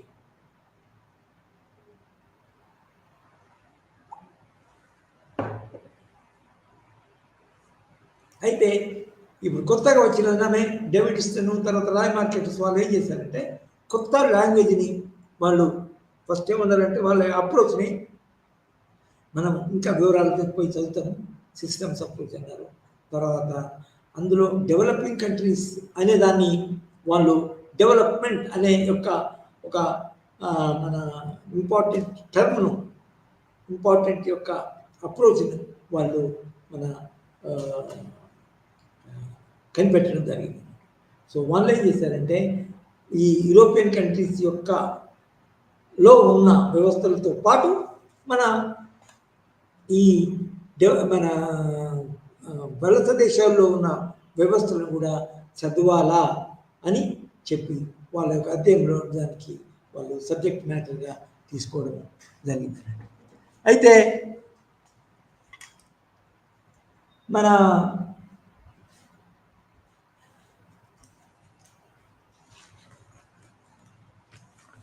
మనము ఈ కంపారిటివ్ పాలిటిక్స్లో 3 చాప్టర్లను కవర్ చేసాం. ఒకటి importance of comparative politics, importance of comparative politics ఏ విధంగా పోల్చి చూడడం వల్ల నిజానికి ప్రతి స్టడీలో కంపారిటివ్ మెథడ్ అనేది ఉపయోగించడం జరుగుతుంది.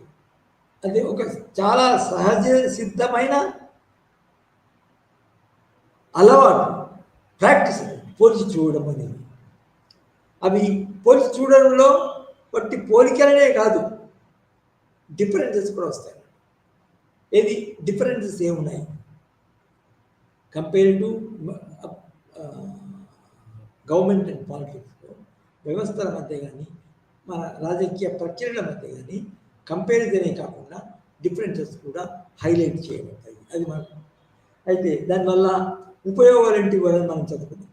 దానివల్ల ఉపయోగం ఏంటంటే మన థియరైజేషన్, కొత్త సిద్ధాంతాలని కనిపెట్టడం. కంపేరిటివ్ పాలిటిక్స్ పార్లమెంటరీ విధానములో మన పార్లమెంటరీ విధానము నిజానికి డెమోక్రాటిక్ పద్ధతిలో ఉంటుంది. కాబట్టి ఆ పార్లమెంటరీ విధానము, డెమోక్రసీ అనేది చాలా ప్రజలకు అనుకూలంగా ఉండే మన పద్ధతి. తర్వాత ప్రభుత్వ పద్ధతి, రాజనీతి సిద్ధాంతం అని మన సిద్ధాంతీకరించడానికి ఉపయోగపడుతుంది. ఇంకా మన ఇతర ఒక వ్యవస్థలో ఒక రాజనీతి శాస్త్రజ్ఞుడు ఒక వ్యవస్థలో ఉన్న విషయాలని ఇతర వ్యవస్థలతో పోల్చి చేసినప్పుడు ఆ వ్యవస్థ మంచిదైతే ఆ మంచివి ఇందులో ఇన్కార్పొరేట్ చేయాలా, చేర్చుకోవాలా అనే రికమెండేషన్. అప్పుడు ఏంటంటే ఈ లోపభూయిష్టమైన విధానంలో మన వ్యవస్థలో ఉన్న లోపాలను తీసేసి వాటిని స్ట్రెంథెన్ చేయడము, ఇంప్రూవ్ చేయడము జరుగుతుంది. అది చాలా ముఖ్యమైన లాభం. ఆ పద్ధతిలోనే నిజానికి మన ఇప్పుడు మనం పేర్కొన్న అనేకులు. అయితే అందులో ముఖ్యమైన పద్ధతులు ఏం చదువుకున్నాం మనము? ఎక్స్పెరిమెంటల్ మెథడ్ అంటే ఒక దేశంలోని వ్యవస్థల్ని కొన్ని ప్రత్యేక పరిస్థితుల్లో ఆ పరిస్థితులు పరిగణనలు తీసుకొని ఆ పరిస్థితుల్లో ఆ ఉన్న వ్యవస్థలను వ్యవస్థలను పరిమితమయ్యి ప్రయోగాత్మక పద్ధతిని అనుసరించడాన్ని ఎక్స్పెరిమెంటల్ మెథడ్. ఉదాహరణకి మనము ఒక మెడిసిన్ మంచిదా లేదా అని చూసుకున్నప్పుడు దానికి కావాల్సిన కొత్తగా కనుక్కున్న మెడిసిన్ని మనము ప్రాణుల మీద, కోతుల మీద కానీ ఎలుకల మీద కానీ మనం ముందు దాన్ని ప్రయోగిస్తాము. దాని తర్వాత అవి తిని కొన్ని రోజుల తర్వాత మెడిసిన్ తిన్న తర్వాత బట్ రోగాల నుంచి బాగుపడితే అవి ఆ యొక్క మెడిసిన్ మంచిదని కనుక్కొని ఆ మెడిసిన్ను మనము మన మనుషుల యొక్క రోగాలను కూడా క్యూర్ చేయడానికి ఉపయోగిస్తాం. అది ఎక్స్పెరిమెంటల్ మెథడ్. తర్వాత మనం ఇంకో ఏంటంటే స్టాటిస్టికల్ మెథడ్. అంటే స్టాటిస్టికల్ మెథడ్ ఏంటంటే ముఖ్యంగా స్టాటిస్టిక్స్కు ప్రాధాన్యత ఇవ్వడం. వ్యవస్థలు ఉంటే ఆ వ్యవస్థలు ఎక్కడున్నాయి, అక్కడ పాపులేషన్ ఎంత ఉంది, తర్వాత ఇతర మన సంబంధిత అంశాల యొక్క సంఖ్య ఎంత, స్టాటిస్టికల్ మెథడ్ అనేది. తర్వాత ఫోకస్డ్ అంటే ఇది ఒక దాని మీద ఫోకస్ చేసి చదవడం, ఫోకస్డ్ స్టడీస్. తర్వాత చారిత్రాత్మక పద్ధతి, ఒక దేశాన్ని దాని యొక్క పూర్వరంగాన్ని నుంచి చూసి కొంతకాలాన్ని ఎన్నుకొని పూర్వరంగాన్ని చూసి హిస్టారికల్ మెథడ్ అనుసరించి చదవడాన్ని, పోల్చి చూడడాన్ని హిస్టారికల్ మెథడ్. తర్వాత వీటిని ముఖ్యంగా పాటించిన వాళ్ళు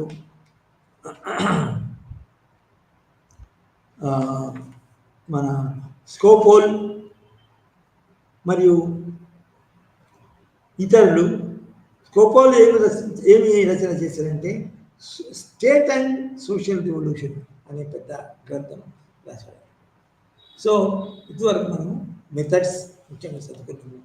తర్వాత ఈ యొక్క సెషన్లో మనము ముఖ్యంగా విధానాలు, అనుసరించిన విధానాలు, అంటే అందులో కూడా ఒక విధానం ఏంటి అంటే, ఒక విధానాన్ని దేన్ని అంటారంటే ఆ విధానంలో ముఖ్యమైన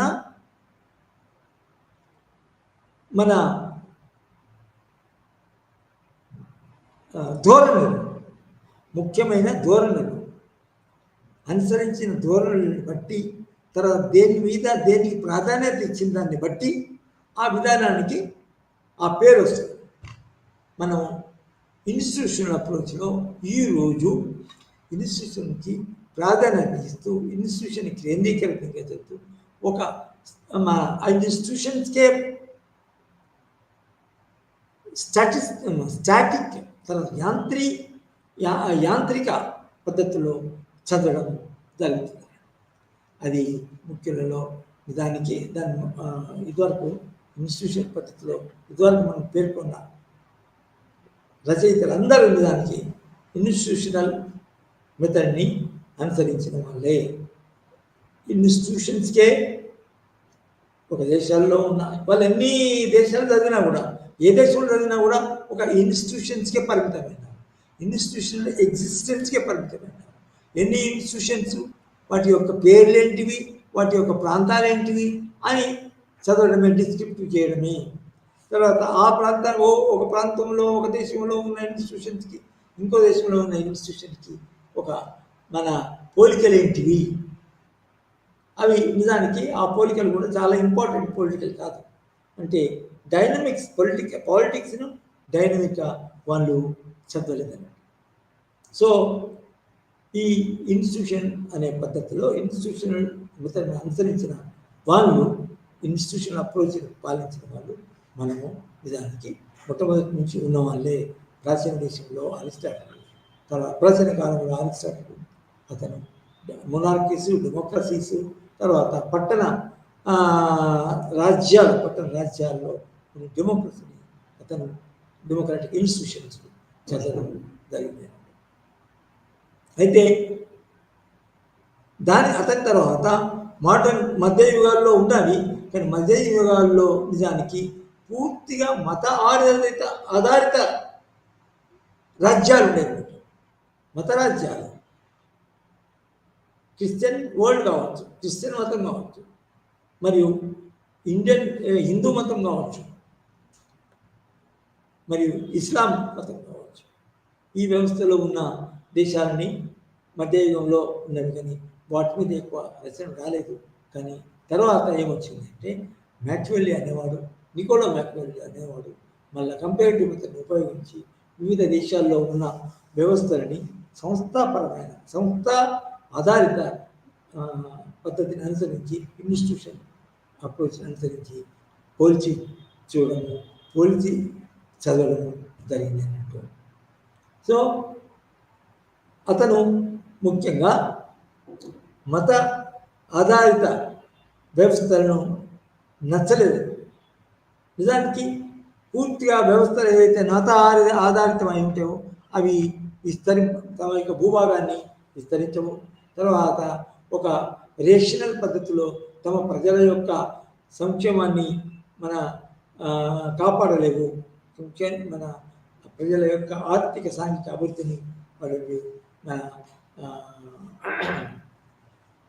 పరిగణలోకి తీసుకోలేవు అని అతను ఒక రేషనలిస్ట్ పద్ధతిలో అతను ఒక దిక్కు. కానీ మతాన్ని పూర్తి అతను వ్యతిరేకించలేదు, కానీ మతాన్ని దూరం పెట్టడానికి ప్రయత్నం చేశారు. అతని రచనలు రాజులకి మరియు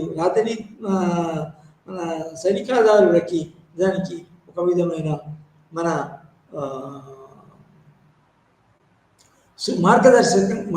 మార్గదర్శకాలు ఇచ్చాడు అతని యొక్క. సో అతను దానికి రాజ్యాలలో వ్యవస్థని మన సంస్థల్ని పోల్చి చూడడం జరిగింది ఈ ఇన్స్టిట్యూషన్ అప్రోచ్లో. అతని తర్వాత వచ్చిన వాళ్ళు నిజానికి ముఖ్యులు ఎవరంటే మన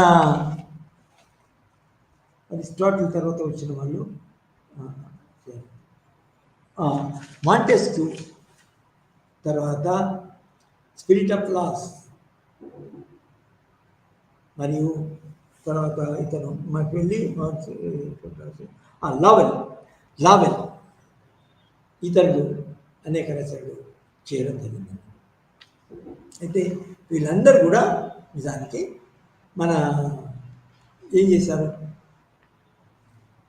ఇన్స్టిట్యూషన్ అప్రోచ్ని ఫాలో కావడం జరిగింది.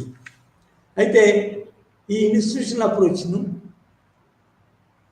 చాలా మంది తర్వాతి రాజనీతిజ్ఞులు, ప్రత్యేకంగా వాళ్ళు రాజనీతిజ్ఞులు వెస్ట్రన్ కంట్రీస్కే పరిమితమై ఉన్న వాళ్ళే, కానీ వాళ్ళు ఏమన్నారు అంటే ఈ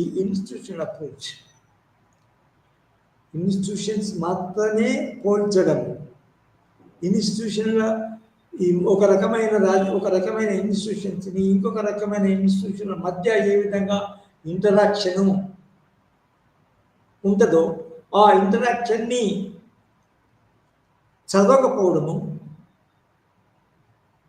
మన వర్ణించకపోవడము, అధ్యయనం చేయకపోవడము అనేది నిజంగా ఒక లోపభూయిష్టమైన విధానము అని చెప్పడం జరిగింది ఈ institution. So what I told you, what they said is that institution అప్రోచ్లో బట్టి వాస్తవాలు మాత్రమే ఉంటాయి, వాస్తవాలు మాత్రమే డిస్క్రైబ్ చేయబడతాయి. వాస్తవాలు అది మన ఒక ఒక వర్ణించే పద్ధతినే డిస్క్రైబ్ చేయడంలో ఉంటాయి, కానీ లోతు విశ్లేషణ తర్వాత రాజకీయ ప్రక్రియ అనేది అంశాలు మాత్రం చదవడం జరగదు. అది నిజానికి అది రాజకీయ వాస్తవాలు అనుకోవద్దు అని చెప్పాడు. అయితే ఇంకొక లోపము అని ఏమన్నారంటే అది వేరే వాళ్ళు ఈ ఇన్స్టిట్యూషన్ పద్ధతిలో చదివినప్పుడు ఇప్పుడు చెప్పిన రచయితలందరూ, రాజనీతిజ్ఞులందరూ, రాజనీతి శాస్త్రులందరూ నిజానికి యూరోపియన్ కంట్రీస్లో ఉన్న సంస్థలను మాత్రమే చదవడం జరిగింది. యూరోప్ మరియు అమెరికా బయట ఉన్న దేశాలని, ప్రత్యేకంగా వలస దేశాల్లో ఉన్న రాజకీయ వ్యవస్థలని వాళ్ళు చదవలేదు, వాళ్ళు నిజానికి విడిచిపెట్టారు. అది నిజానికి అక్కడ కూడా ఒక రకమైన రాజకీయ ప్రక్రియ ఉంటుంది. అక్కడ ఒక రకమైన ఇప్పుడు ఉదాహరణకి మన భారతదేశం ఉంది. భారతదేశము 1957 వరకు బ్రిటిష్ ప్రభుత్వము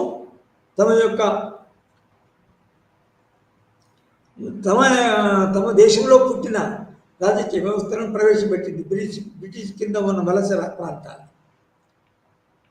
కానీ ఇండియాలో ఉన్న ప్రిన్సిపల్ స్టేట్స్ ఏమవుతున్నాయో అవి సామాన్యంగా రాజకీయ వ్యవస్థని కలిగి ఉన్నాయి. సో ఇటు అంటే వ్యవస్థలు, రాజకీయ వ్యవస్థలు అయితే ఉన్నాయి కదా, ఆ వ్యవస్థలను మాత్రం ఇది చదవలేదు, వీళ్ళు చదవలేదు కదా అనేది నిజమైన ముఖ్యమైన విమర్శ.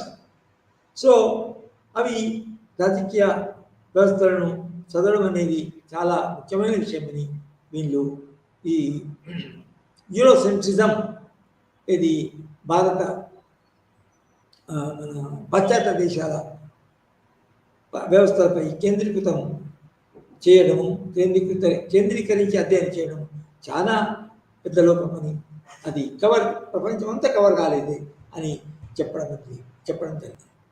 సో ఇందులో ముఖ్యులు డేవిడ్ ఈస్టన్ అనే రాజనీతిజ్ఞుడు తమ యొక్క పొలిటికల్ సిస్టమ్ అనే అప్రోచ్లో, పొలిటికల్ సిస్టమ్ అనే అప్రోచ్, కొత్త విధానం, ఇన్స్టిట్యూషన్ అప్రోచ్ కూడా కాకుండా పొలిటికల్ సిస్టమ్ అప్రోచ్లో ఏమన్నాడంటే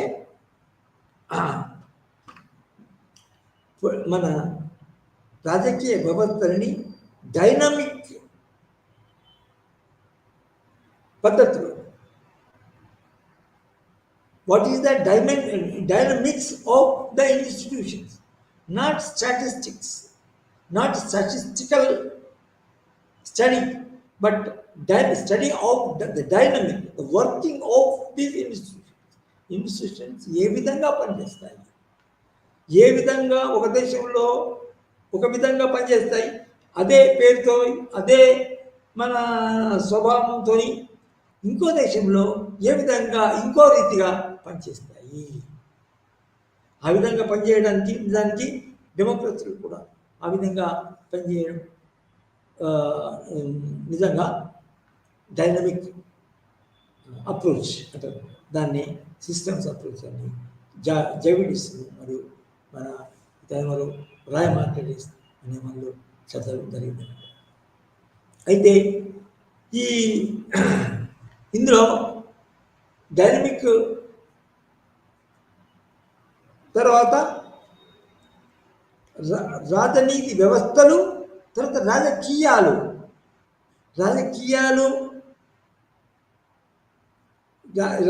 వ్యవస్థ ప్రాక్టికల్గా ఫీల్డ్లో ఏ విధంగా పనిచేస్తుందనే దాన్ని రాజకీయాలు. ఆ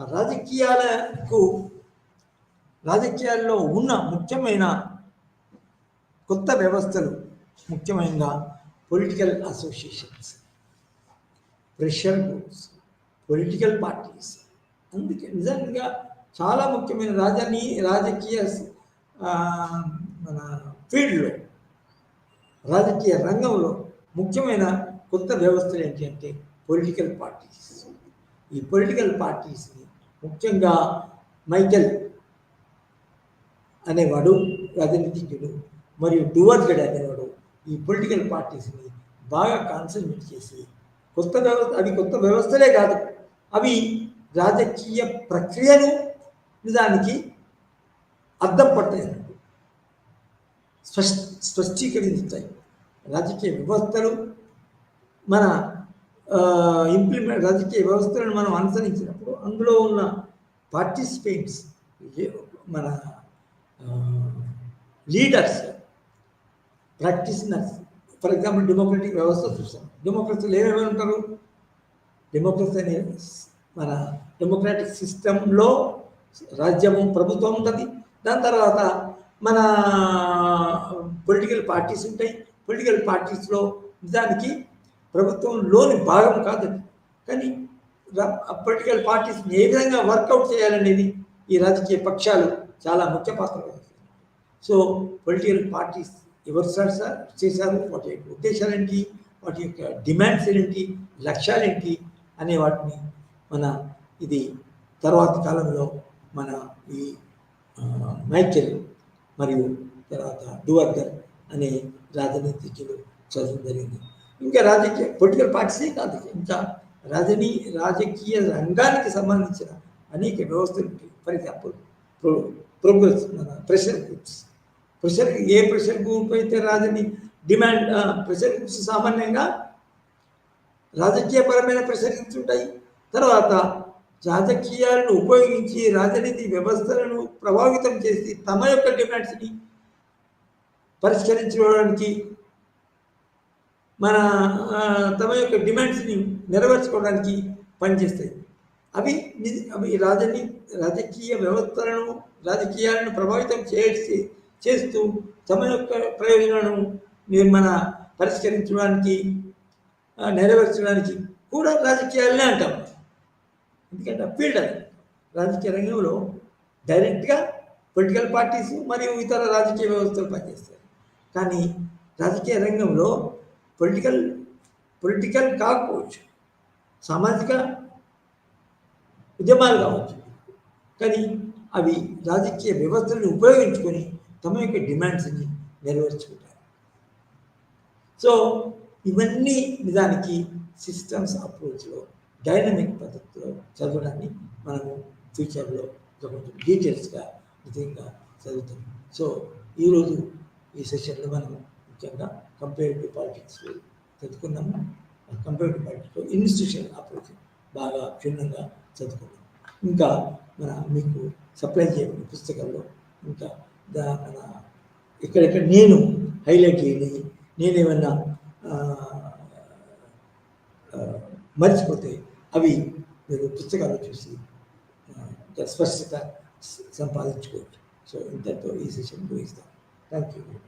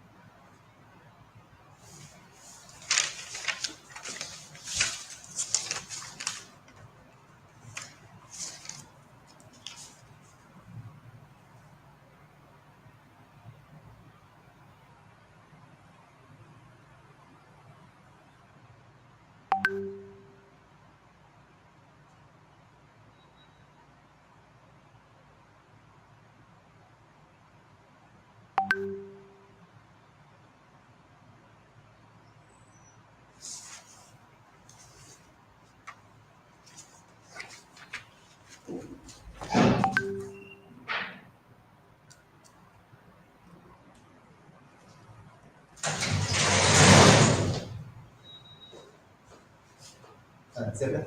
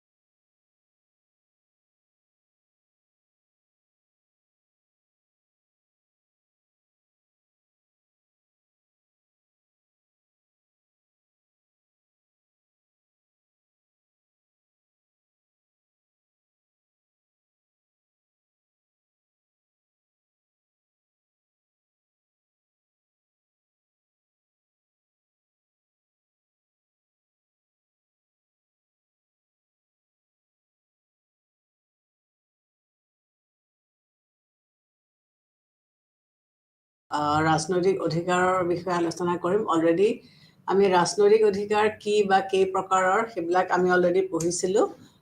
আমি আজি তত্ত্ববিলাক চাম, কিন্তু তত্ত্ববিলাক চোৱাৰ আগতে জাষ্ট অকণমান এবাৰ তোমালোকৰ মনত আছেনে নাই সেইটো চাবৰ কাৰণে মই অকণমান আগৰ কথাখিনি কওঁ। আমি আগতে পঢ়িছিলোঁ যে অধিকাৰ মানেনো আমি কি বুজোঁ, যে আমি সদায় এই শব্দটো খুব মানে কমনলি ইউজ কৰোঁ। কথাই প্ৰতি আমাৰ অধিকাৰ আছে বা আমাৰ অধিকাৰৰ পৰা কোনোবাই বঞ্চিত কৰিছে, এই শব্দবিলাক আমি খুব বেছি কওঁ। গতিকে অধিকাৰ বুলিলে ৰাজনীতি বিজ্ঞানত কিন্তু যি মন যায় তাকে কৰাটো নুবুজায়। এই অধিকাৰবিলাকৰ কিছুমান সীমাবদ্ধতাৰ মাজতহে আমি অধিকাৰবিলাক উপভোগ কৰিব পাৰোঁ। অধিকাৰক যদি আমি চৰমভাৱে উপলব্ধি কৰোঁ বা উপভোগ কৰিবলৈ দিয়া হয়, তেতিয়াহ'লে সি আল্টিমেটলি এটা কেঅটিক চিটুৱেশ্যনৰে সৃষ্টি কৰিব। গতিকে এতিয়া ধৰা মই মত প্ৰকাশ কৰাৰ মোৰ অধিকাৰ আছে, গতিকে মই যি মন গৈছে মই তাকেইতো ক'লে নহ'ব। গতিকে যি মন গৈছে তাকেই যদি মই কওঁ, তেতিয়া কি হ'ব, এটা সংঘৰ্ষৰ সৃষ্টি হ'ব বা এটা কনফ্লিক্টৰ সৃষ্টি হ'ব। কাৰণ মই কোৱা কথাখিনি হয়তো অন্য কোনোবা এজনে হয়তো ভাল পোৱা নাই বা পচন্দ নকৰিবও পাৰে। গতিকে এটা সীমাবদ্ধৰ ভিতৰত থাকিহে আমি আমাৰ অধিকাৰসমূহ আমি উপভোগ কৰিব পাৰোঁ বা উপভোগ কৰাটো উচিত। ধৰি লোৱা মই ৰাস্তাটোত খোজকঢ়াৰ মোৰ অধিকাৰ আছে, মই বুকুখিনিয়ে খোজকাঢ়ি যাম, কিন্তু আন এজনৰতো সেই একে অধিকাৰ আছে। মই যদি মোৰ নিজৰ ৰাস্তাটোত নাথাকি পেলাই মই অন্য এটা ৰাস্তাত সোমাই দিওঁ, তেতিয়াহ'লে কি হ'ব, ইজন মানুহে আৰু মোৰ মাজত এটা মানে কনফ্লিক্ট হ'ব বা খুন্দা মাৰিম। গতিকে দুইজনৰ অপকাৰ হ'ব। গতিকে অধিকাৰ বুলি আমি যদিও শব্দটো খুব যেতিয়াই তেতিয়াই যেনেকৈ তেনেকৈ প্ৰয়োগ কৰোঁ বা যেনেকৈ তেনেকৈ ব্যৱহাৰ কৰোঁ, কিন্তু আমি আচলতে এই শব্দটো ৰাজনৈতিক ছাত্ৰ হিচাপে ইয়াৰ প্ৰয়োগত আমি যথেষ্ট সংযম হ'ব লাগিব। কাৰণ অবাধ অধিকাৰে আমাক অনিষ্ট কৰিব। যেনেকৈ পাৱাৰ মানুহক লাগে, কিন্তু এবছলিউট পাৱাৰে মানুহক কি কৰে, কৰাপ্ট কৰে।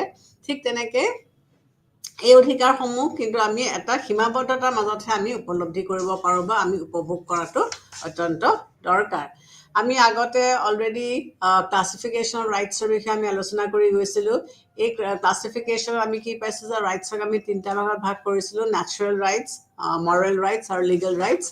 তাৰপিছত এই ৰাইটছবিলাকক আকৌ আমি চিভিল ৰাইটছত ভাগ কৰিছিলোঁ। চিভিল ৰাইটছত আমি কি পাইছোঁ যে আমাৰ জীয়াই থকাৰ অধিকাৰ আছে, জীৱনৰ অধিকাৰ আছে, বা আমাৰ প্ৰতিৰক্ষাৰ অধিকাৰ আছে, বা আমাৰ পৰিয়াল গঠন কৰাৰ অধিকাৰ আছিলে, বা আমাৰ বাক স্বাধীনতা আছে, বা আমাৰ মত প্ৰকাশ কৰাৰ অধিকাৰ আছিলে। এইদৰে আমি কি পাইছিলোঁ যে আমাৰ সংস্থা গঠন কৰাৰ আমাৰ অধিকাৰ আছে। যদি আমি ইচ্ছা কৰোঁ, আমি ব্যক্তি হিচাপে আমি অকল ৰাজনৈতিক ব্যক্তিয়ে নহয়, আমাৰ কেইবাটাও দিশ আছে। আমাৰ ৰাজনৈতিক দিশ এটা আছে, আমাৰ অৰ্থনৈতিক দিশ এটা আছে, আমাৰ এটা সামাজিক দিশ আছে। গতিকে এই গোটেই অধিকাৰ, এই আমাৰ যিবিলাক বেলেগ বেলেগ দিশ আছে, সেইবিলাক দিশ পূৰণ কৰিবলৈ হ'লে আমাক বেলেগ বেলেগ অনুষ্ঠান বা সংস্থাৰ প্ৰয়োজন হ'ব। গতিকে এইবিলাক আমি গঠন কৰিব পাৰোঁ। বা আমি সকলো মানুহে আমি সম্পত্তি আহৰণ কৰিব বিচাৰোঁ বা সম্পত্তি গোটাব বিচাৰোঁ। গতিকে সম্পত্তি গোটোৱাটো আমাৰ এটা অধিকাৰ। তাৰপিছতে শিক্ষাৰ অধিকাৰ। এখন সমাজ আগবাঢ়ি যাবলৈ হ'লে শিক্ষা লাগিব। গতিকে এতিয়া শিক্ষাটো আমাৰ এটা অধিকাৰৰ ভিতৰত পৰে। যদি কোনোবাই কাৰোবাক বঞ্চিত কৰে, তেতিয়াহ'লে আমি বিভিন্ন উপায়েৰে এই অধিকাৰসমূহ আমি কেনেকৈনো ল'ব পাৰিম তাৰ ব্যৱস্থাও আমি কৰিব পাৰোঁ। তাৰ উপৰি আমাৰ ধৰ্মৰ অধিকাৰ আছে আৰু বিবেকৰ অধিকাৰ আছে। প্ৰত্যেকজন ব্যক্তিয়ে, ভাৰতবৰ্ষৰ নিচিনা এখন দেশত আমাৰ ইয়াত বহু ধৰণৰ ধৰ্ম আছে। গতিকে প্ৰত্যেকটা ধৰ্মই নিজৰ নিজৰ অভিৰুচি অনুযায়ী তেওঁলোকে ধৰ্ম পালন কৰিব পাৰে, বা তেওঁলোকে স্থাৱৰ বা অস্থাৱৰ সম্পত্তি তেওঁলোকে গোটাব পাৰে। এইদৰে আমাক এই অধিকাৰটো দিছে যে আমি স্ব ইচ্ছা অনুযায়ী আমি আমাৰ অধিকাৰসমূহ পালন কৰিম। সকলো মানুহকে আমি কাম কৰিবলৈ অধিকাৰ দিব লাগিব। যদি এজন মানুহে কাম নকৰে, তেওঁ পৰিয়ালটো চলাব কেনেকৈ, বা তেওঁ নিজে খাই বৈ থাকিব কেনেকৈ? গতিকে কাম কৰাটো হৈছে আমাৰ এটা অধিকাৰ। ৰাইট টু কণ্ট্ৰেক্ট, বা আমি চুক্তি স্বাক্ষৰ কৰা অধিকাৰ, যে আমি কাৰোবাৰ লগত কাম কৰিছোঁ বা আমি কিবা এটা কণ্ট্ৰেক্ট লৈছোঁ, সেইটো কণ্ট্ৰেক্টৰ নীতি নিয়ম বা ৰুলছ ৰেগুলেশ্যনছখিনি থাকিব লাগিব, যে আমি কি ধৰণেনো সেই বস্তুখিনি কৰিছোঁ। ঠিক যেনেকৈ আমাৰ কিছুমান চিভিল ৰাইটছ আছে, তেনেকৈ আমাৰ কিছুমান ৰাজনৈতিক অধিকাৰো আছে। এজন ব্যক্তিৰ বা এখন সমাজ সুকলমে চলিবলৈ হ'লে কেৱল ৰাজনৈতিক অধিকাৰ থাকিলে নহ'ব, চিভিল ৰাইটছো লাগিব। গতিকে চিভিল এণ্ড পলিটিকেল ৰাইটছ দুইটাৰ অবিহনে এখন সমাজত কোনো এজন ব্যক্তিয়ে আগবাঢ়িব নোৱাৰে বা ব্যক্তিৰ উন্নতি হ'ব নোৱাৰে।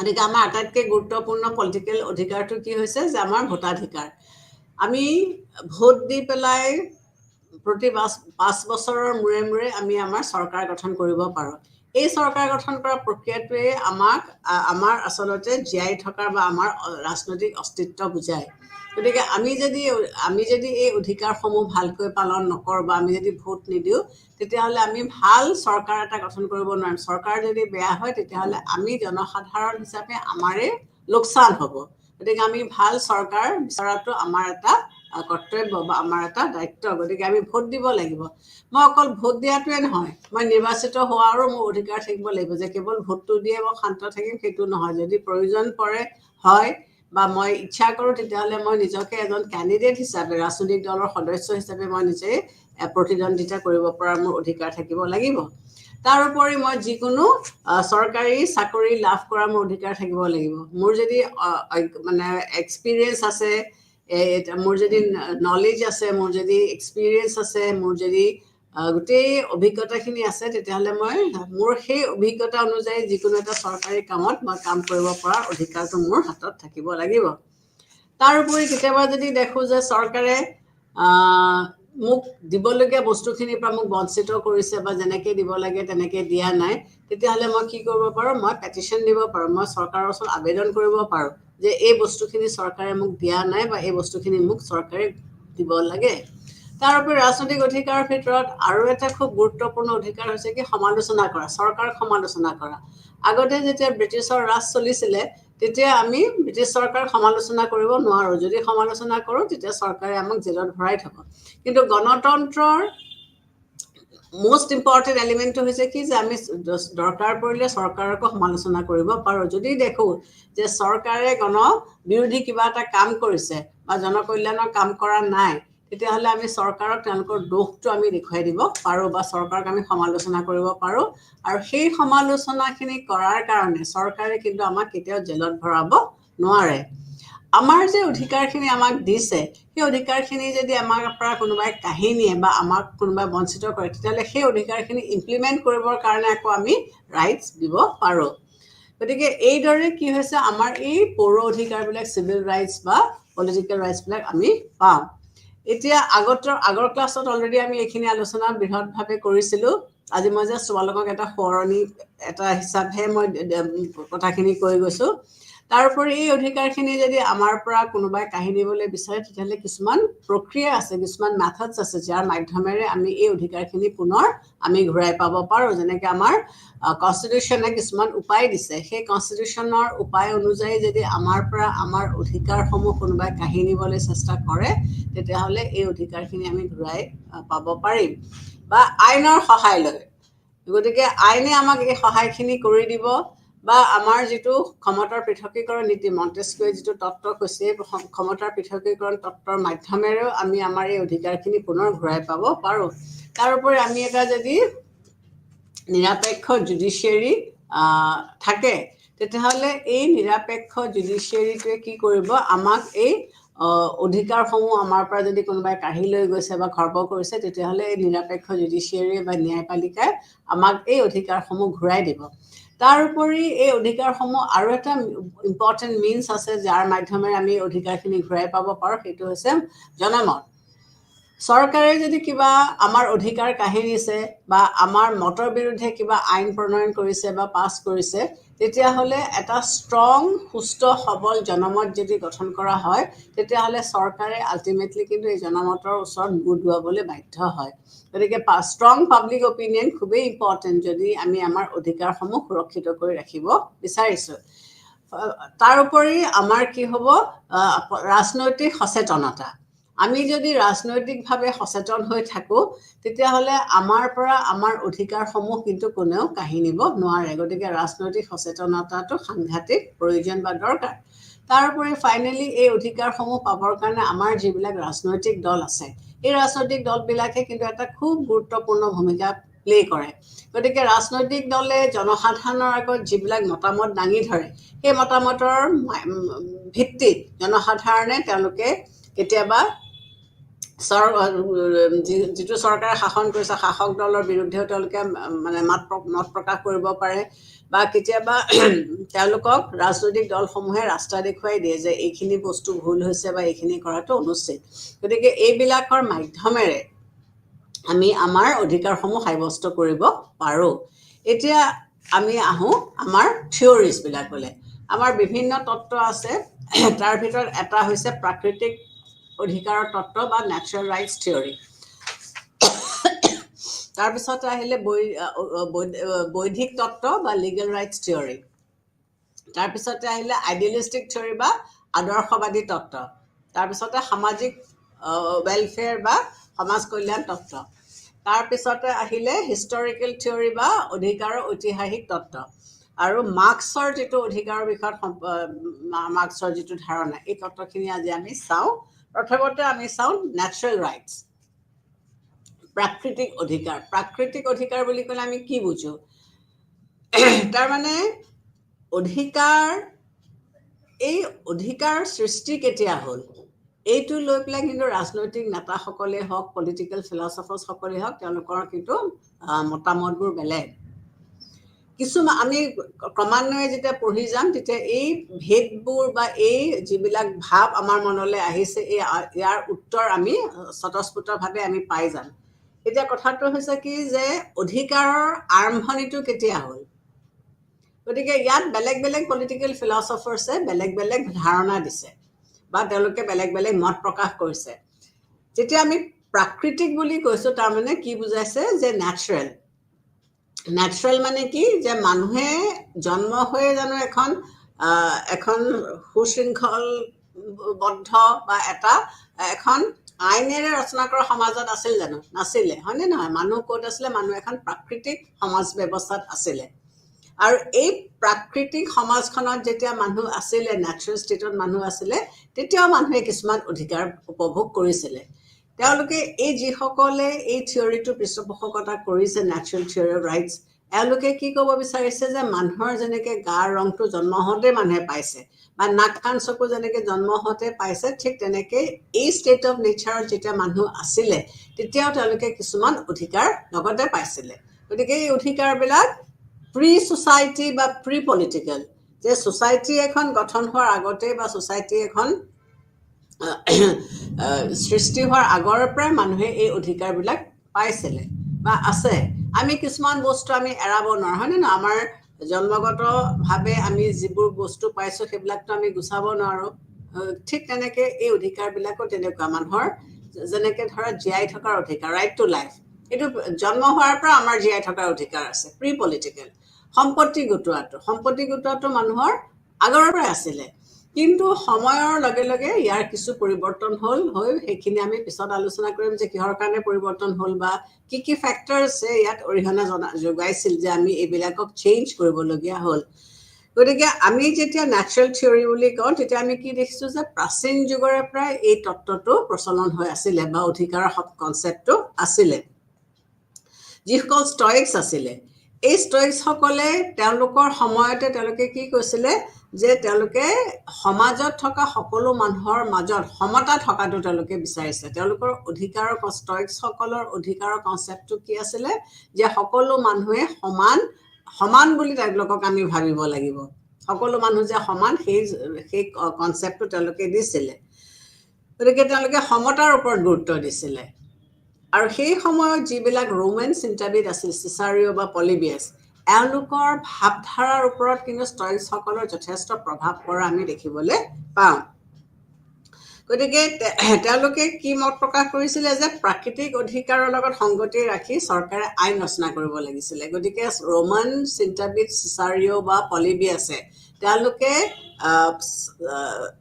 তেওঁলোকে যিটো ষ্টয়িক্সৰ ইনফ্লুৱেঞ্চ তেওঁলোকৰ ওপৰত পৰিছিল, সেই ইনফ্লুৱেঞ্চৰ দ্বাৰা গাইডেড হৈ পেলাই তেওঁলোকে এটা কথাই কৈছিলে যে চৰকাৰে আইন যেতিয়া ৰচনা কৰে তেতিয়া তেওঁলোকে এটা কথাই চাব লাগিব যাতে সকলো মানুহে সমানভাৱে ইয়াৰ সুযোগ বা সুবিধা পায়। গতিকে ষ্টয়িক্সসকলৰ ইনফ্লুৱেঞ্চটো ৰোমান ফিলচফিত বা ৰোমান থিংকিঙত আমি পাইছিলোঁ। তাৰপিছতে আহিলে মধ্যযুগ। মধ্যযুগত কি হৈছিলে যে অধিকাৰ কোনে দিছে বুলি ভাবিছিলে? খ্ৰীষ্টিয়ানসকলে কৈছিলে যে অধিকাৰ হৈছে ভগৱানৰ দান। গতিকে অধিকাৰ ভগৱানে দিছিলে গতিকে সেই সময়ছোৱাত যিসকল খ্ৰীষ্টিয়ান ধৰ্মগুৰু বা যাজক আছিলে তেওঁলোকে এই থট প্ৰচেছটো থিংকিং প্ৰচেছটো তেওঁলোকে যথেষ্ট ধৰণৰ অৰিহণা যোগাইছিলে বা তেওঁলোকৰ ইনফ্লুৱেঞ্চটো আমি ইয়াত যথেষ্টভাৱে দেখিবলৈ পাওঁ সেই সময়ছোৱাত খ্ৰীষ্টিয়ান ধৰ্ম যেতিয়া প্ৰচলিত আছিলে সেই সময়ছোৱাত ভবা হৈছিলে যে ভগৱানে আইনৰ সৃষ্টিকৰ্তা গতিকে ভগৱানৰ ওপৰত আৰু কোনো নাই যি আইন বনোৱা হৈছে সেই গোটেই আইনখন ভগৱানে সৃষ্টি কৰিছে গতিকে কি দেখা গৈছে যে প্ৰাচীন কালৰে পৰাই আমি প্ৰাকৃতিক অধিকাৰৰ ধাৰণা যে চলি আছিল সেইটো আমি স্পষ্টকৈ ক'ব পাৰোঁ যে অতীতৰে প্ৰায় বহুত আগৰে প্ৰায় যে নেচাৰেল ৰাইটছ বা প্ৰাকৃতিক অধিকাৰ আছিল এই কনচেপ্টটো আমি দেখিবলৈ পাইছোঁ সপ্তদশ শতিকাৰ পৰাই এই ধাৰণাই ভালেখিনি প্ৰভাৱ বিস্তাৰ কৰিবলৈ ধৰিছে গতিকে সপ্তদশ শতিকাত এই ভাৱধাৰাটোৱে যথেষ্ট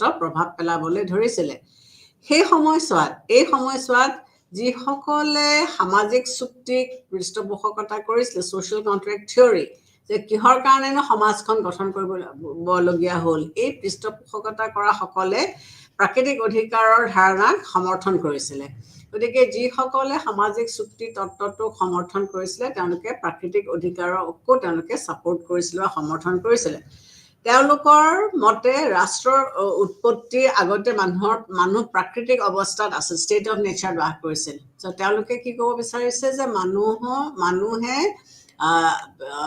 আইনসংগতভাৱে থকাৰ আগতে তেওঁলোকে প্ৰাকৃতিক ষ্টেটত আছিলে আৰু এই প্ৰাকৃতিক অৱস্থাত তেওঁলোকে কি কৰিছিলে কিছু অধিকাৰ তেওঁলোকে ভোগ কৰিছিলে ষ্টেট অফ নেচাৰত য'ত তেওঁলোকে বাস কৰিছিলে তাতো তেওঁলোকে কিছুমান অধিকাৰ উপভোগ কৰিছিলে গতিকে ৰাষ্ট্ৰৰ উৎপত্তিৰ আগতে মানুহে অধিকাৰ ভোগ কৰিবলৈ সুবিধা পাইছিল গতিকে ৰাষ্ট্ৰৰ উৎপত্তিৰ আগতে মানুহে কিছুমান অধিকাৰ ভোগ কৰিবলৈ সুবিধা পাইছিলে হবজৰ মতে সমাজ জীৱন আৰম্ভ হোৱাৰ আগতে মানুহে অধিকাৰ সৃষ্টি হৈছিলে মানে প্ৰি ছ'চিয়েল ষ্টেটত সমাজ এখন সৃষ্টি হোৱাৰ আগতে মানুহে যিখন প্ৰি ছ'চিয়েল ষ্টেটত আছিলে তাতে তেওঁলোকে কিছুমান অধিকাৰ পাইছিলে আৰু লকেও সেই একেটা কথাই কৈছে যে তেওঁলোকে তাৰমানে ৰাজনৈতিক জীৱন আৰম্ভ কৰাৰ আগতে পলিটিকেল লাইফ এটা আৰম্ভ কৰাৰ আগতে তেওঁলোকে কিছুমান প্ৰি পলিটিকেল ষ্টেটত তেওঁলোক আছিলে আৰু তেওঁলোকে সেই প্ৰি পলিটিকেল ষ্টেটতো কিছুমান অধিকাৰ উপভোগ তেওঁলোকে কৰিব পাৰিছিলে এই নেচাৰেল ৰাইটছৰ তত্ত্বটোৰ পৃষ্ঠপোষকতা কোন বুলি ক'লে আমি জন লকৰ ফালে আঙুলিয়াই দিব পাৰোঁ যে জন লকে এই ভাৱধাৰাটো আমাৰ আগত দাঙি ধৰিছিলে আৰু তেওঁৰ মতে জীৱনৰ অধিকাৰ স্বতন্ত্ৰতাৰ অধিকাৰ সম্পত্তিৰ অধিকাৰ হৈছে আটাইতকৈ প্ৰয়োজনীয় প্ৰাকৃতিক অধিকাৰ গতিকে তেওঁ তিনিটা অধিকাৰৰ ওপৰত বিশেষ গুৰুত্ব দিছিলে এটা হৈছে জীৱনৰ অধিকাৰ এটা হৈছে স্বতন্ত্ৰতাৰ অধিকাৰ আৰু এটা হৈছে সম্পত্তিৰ অধিকাৰ গতিকে এইকেইটাই মানুহে নেচাৰেল ষ্টেটত উপলব্ধি কৰিছিলে বা উপভোগ কৰিছিলে আৰু এই অধিকাৰসমূহক ৰক্ষণাবেক্ষণ দিয়াটোৱে হৈছে ৰাষ্ট্ৰৰ মেইন কাম বা উদ্দেশ্য গতিকে সামাজিক চুক্তিৰ জৰিয়তে ৰাষ্ট্ৰৰ সৃষ্টি কৰা হৈছিলে গতিকে এই ৰাষ্ট্ৰখন কিয় আহিলে যে মানুহে যিখিনি সুবিধা উপভোগ কৰিব বিচাৰিছিলে সেইখিনি তেওঁলোকে ৰাষ্ট্ৰ এখন গঠন কৰি লৈছিলে কাৰণ প্ৰি ছ'চিয়েল ষ্টেটৰ অৱস্থা হবছৰ যদি আমি ছ'চিয়েল কণ্ট্ৰেক্ট থিয়ৰিটোৰ ফাললৈ আঙুলিয়াই চাওঁ তেতিয়াহ'লে দেখিম যে কণ্ডিশ্যনটো বৰ সুবিধাজনক মানুহৰ নাছিলে গতিকে তেওঁলোকে এখন চুক্তি কৰিছিলে আৰু এই চুক্তিৰ ফলতে লকে ক'ব বিচাৰিছে কি যে আমি আমাৰ অধিকাৰসমূহ এই চুক্তিটোৰ ফলত আমি পাইছোঁ গতিকে তেওঁ প্ৰতিৰোধৰ অধিকাৰৰ কথা কৈছিলে যে মানুহে যিখিনি প্ৰি নেচাৰেল ষ্টেটত অধিকাৰ পাইছিলে সেইখিনি যদি আমাৰ পৰা কোনোবাই কাঢ়ি নিবলৈ চেষ্টা কৰে তেতিয়াহ'লে আমি জনসাধাৰণে সেই চৰকাৰক দায়িত্বটো নিদি পেলাই আমি অন্য কাৰোবাক দিব পাৰোঁ গতিকে আমি ছ'চাইটিখন ৰাষ্ট্ৰখন গঠন কৰিলোঁ কেলৈ আমাৰ অধিকাৰসমূহ সুৰক্ষিত কৰিবৰ কাৰণে আৰু এই ৰাষ্ট্ৰসমূহ সুৰক্ষিত কৰিবলৈ যাওঁতে আমি কি কৰিব লাগিব চৰকাৰক প্ৰয়োজন হ'লে আমি ৰেজিষ্ট কৰিব পাৰিব লাগিব যে এই চৰকাৰে আমি বিচৰা মতে আমাক বস্তুখিনি দিব পৰা নাই তেতিয়াহ'লে এই চৰকাৰটো গুচাই পেলাই আমি বেলেগ কোনোবা চৰকাৰক আমি গঠন কৰোঁ চ' ৰাইট টু ৰেজিষ্ট সেই তেতিয়াৰ কনচেপ্টৰ পৰাই আহিছে অষ্টদশ শতিকাতো প্ৰাকৃতিক অধিকাৰৰ প্ৰতি সমৰ্থন কৰা দেখা যায় যে সপ্তদশ শতিকাটো আমি অষ্টদশ শতিকাটো আমি এই প্ৰাকৃতিক অধিকাৰসমূহক আছিল যে ছাপোৰ্ট আমি দেখিবলৈ পাইছোঁ।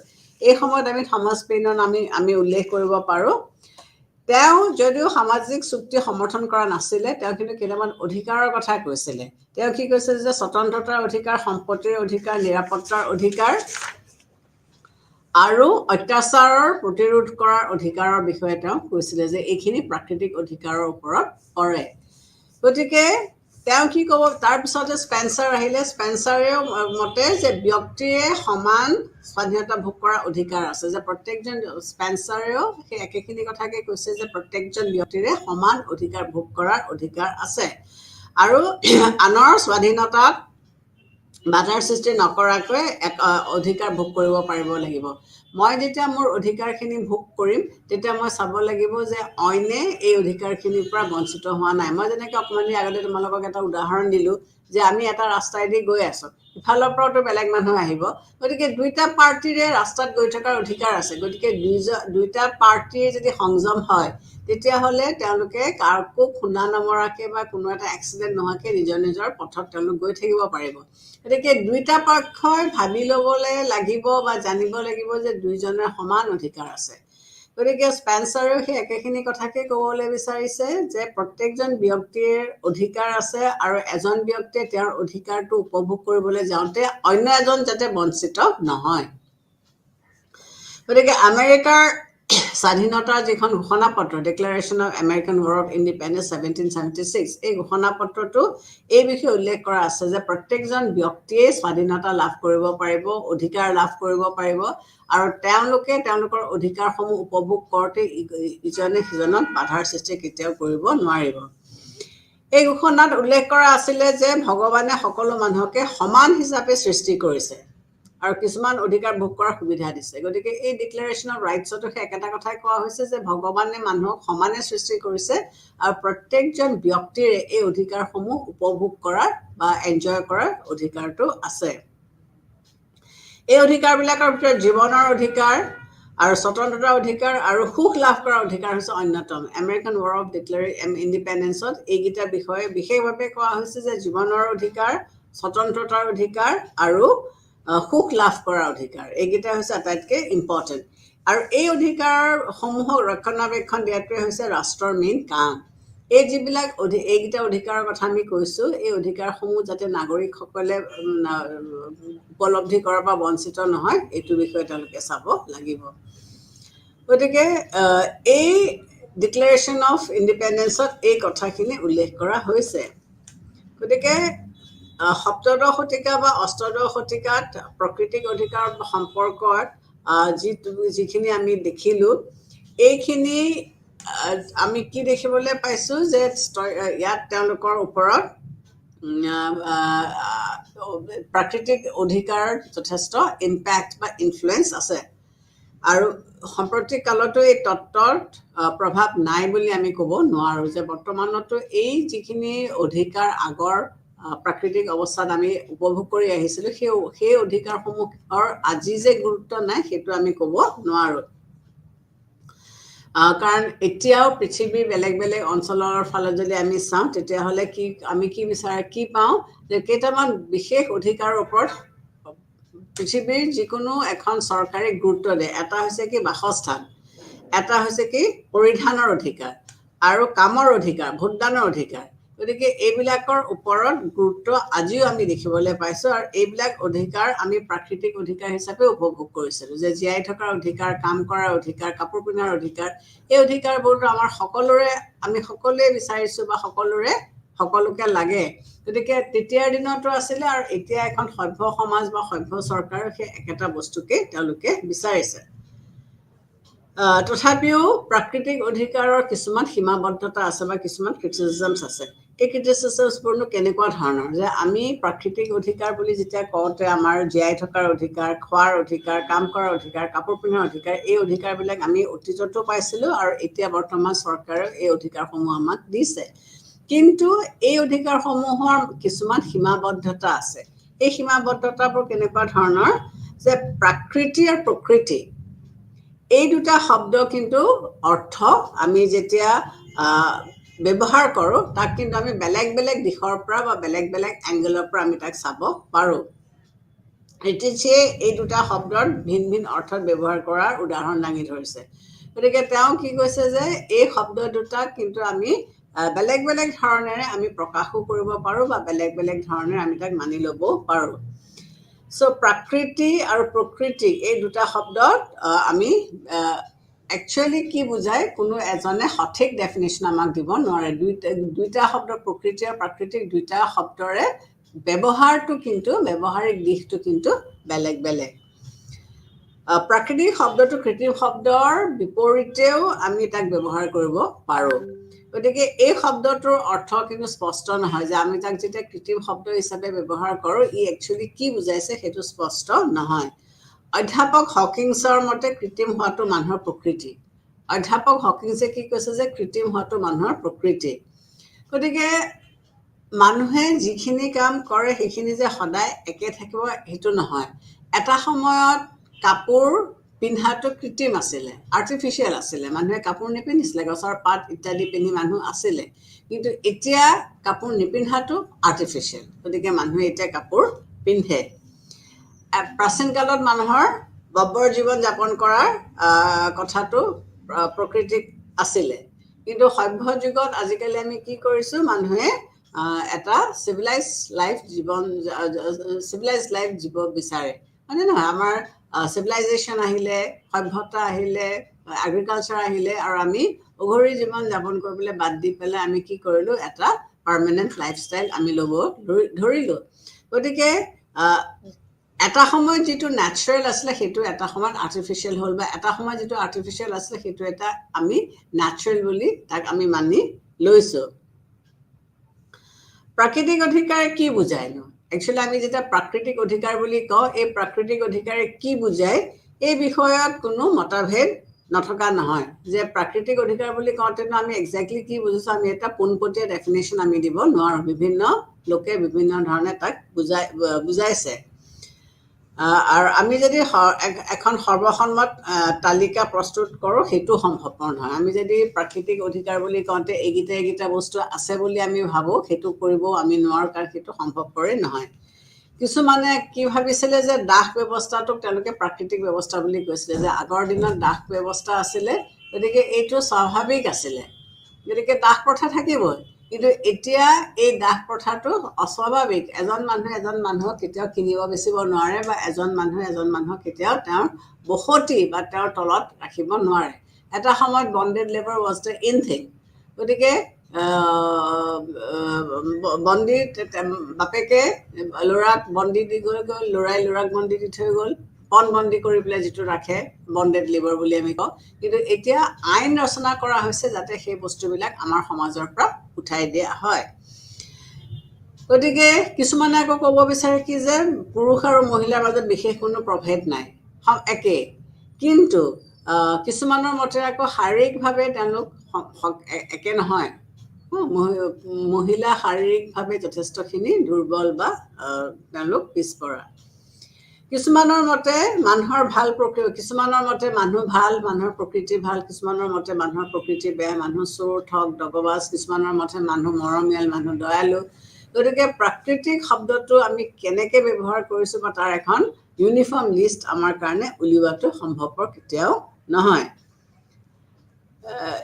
সেই প্ৰাকৃতিক অধিকাৰ বুলি ক'লে কি বুজায় এইটো লৈ পেলাই যে সংঘত নাই সেইটো আমি নকওঁ ইয়াৰ মাজত সংঘত ডেফিনেটলি আছে সমতা আৰু স্বতন্ত্ৰতা মানুহৰ চৰম অধিকাৰ হিচাপে আমি কেতিয়াও বিবেচনা কৰিব নোৱাৰোঁ আমি যদি কওঁ যে স্বতন্ত্ৰতা আৰু সমতা চৰম অধিকাৰ তেতিয়াহ'লে কি হ'ব ভুল হ'ব মানুহক যেতিয়া আমি চৰম ক্ষমতা দিম তেতিয়াহ'লে মানুহৰ যিটো ৱৰ্ক প্ৰচেছ বা যিটো ধৰণে মানুহে কাম কৰিব মানুহক হেম্পাৰ কৰিব গতিকে সমতা আৰু স্বতন্ত্ৰতাক আমি সমানে ছাইড বাই ছাইড কেতিয়াও যাবলৈ দিব নোৱাৰোঁ দুইটাক আমি ৰেষ্ট্ৰিকশ্যনৰ মাজত ৰাখিহে আমি তাক ব্যৱহাৰ বা উপলব্ধি কৰিব পাৰিম প্ৰাকৃতিক অধিকাৰ সম্পৰ্কীয় কিছুমান গুৰুত্বপূৰ্ণ আসোঁৱাহ আছে আৰু এই আসোঁৱাহৰ মতে কি হৈছে যে যে সমাজ অবিহনেও মানুহৰ অধিকাৰ থাকিব পাৰে যে আমি যেটো কৈছো যে সমাজতহে অধিকাৰ থাকিব কিন্তু এই আখুৱাহৰ ভিতৰত আৰু এটা কথা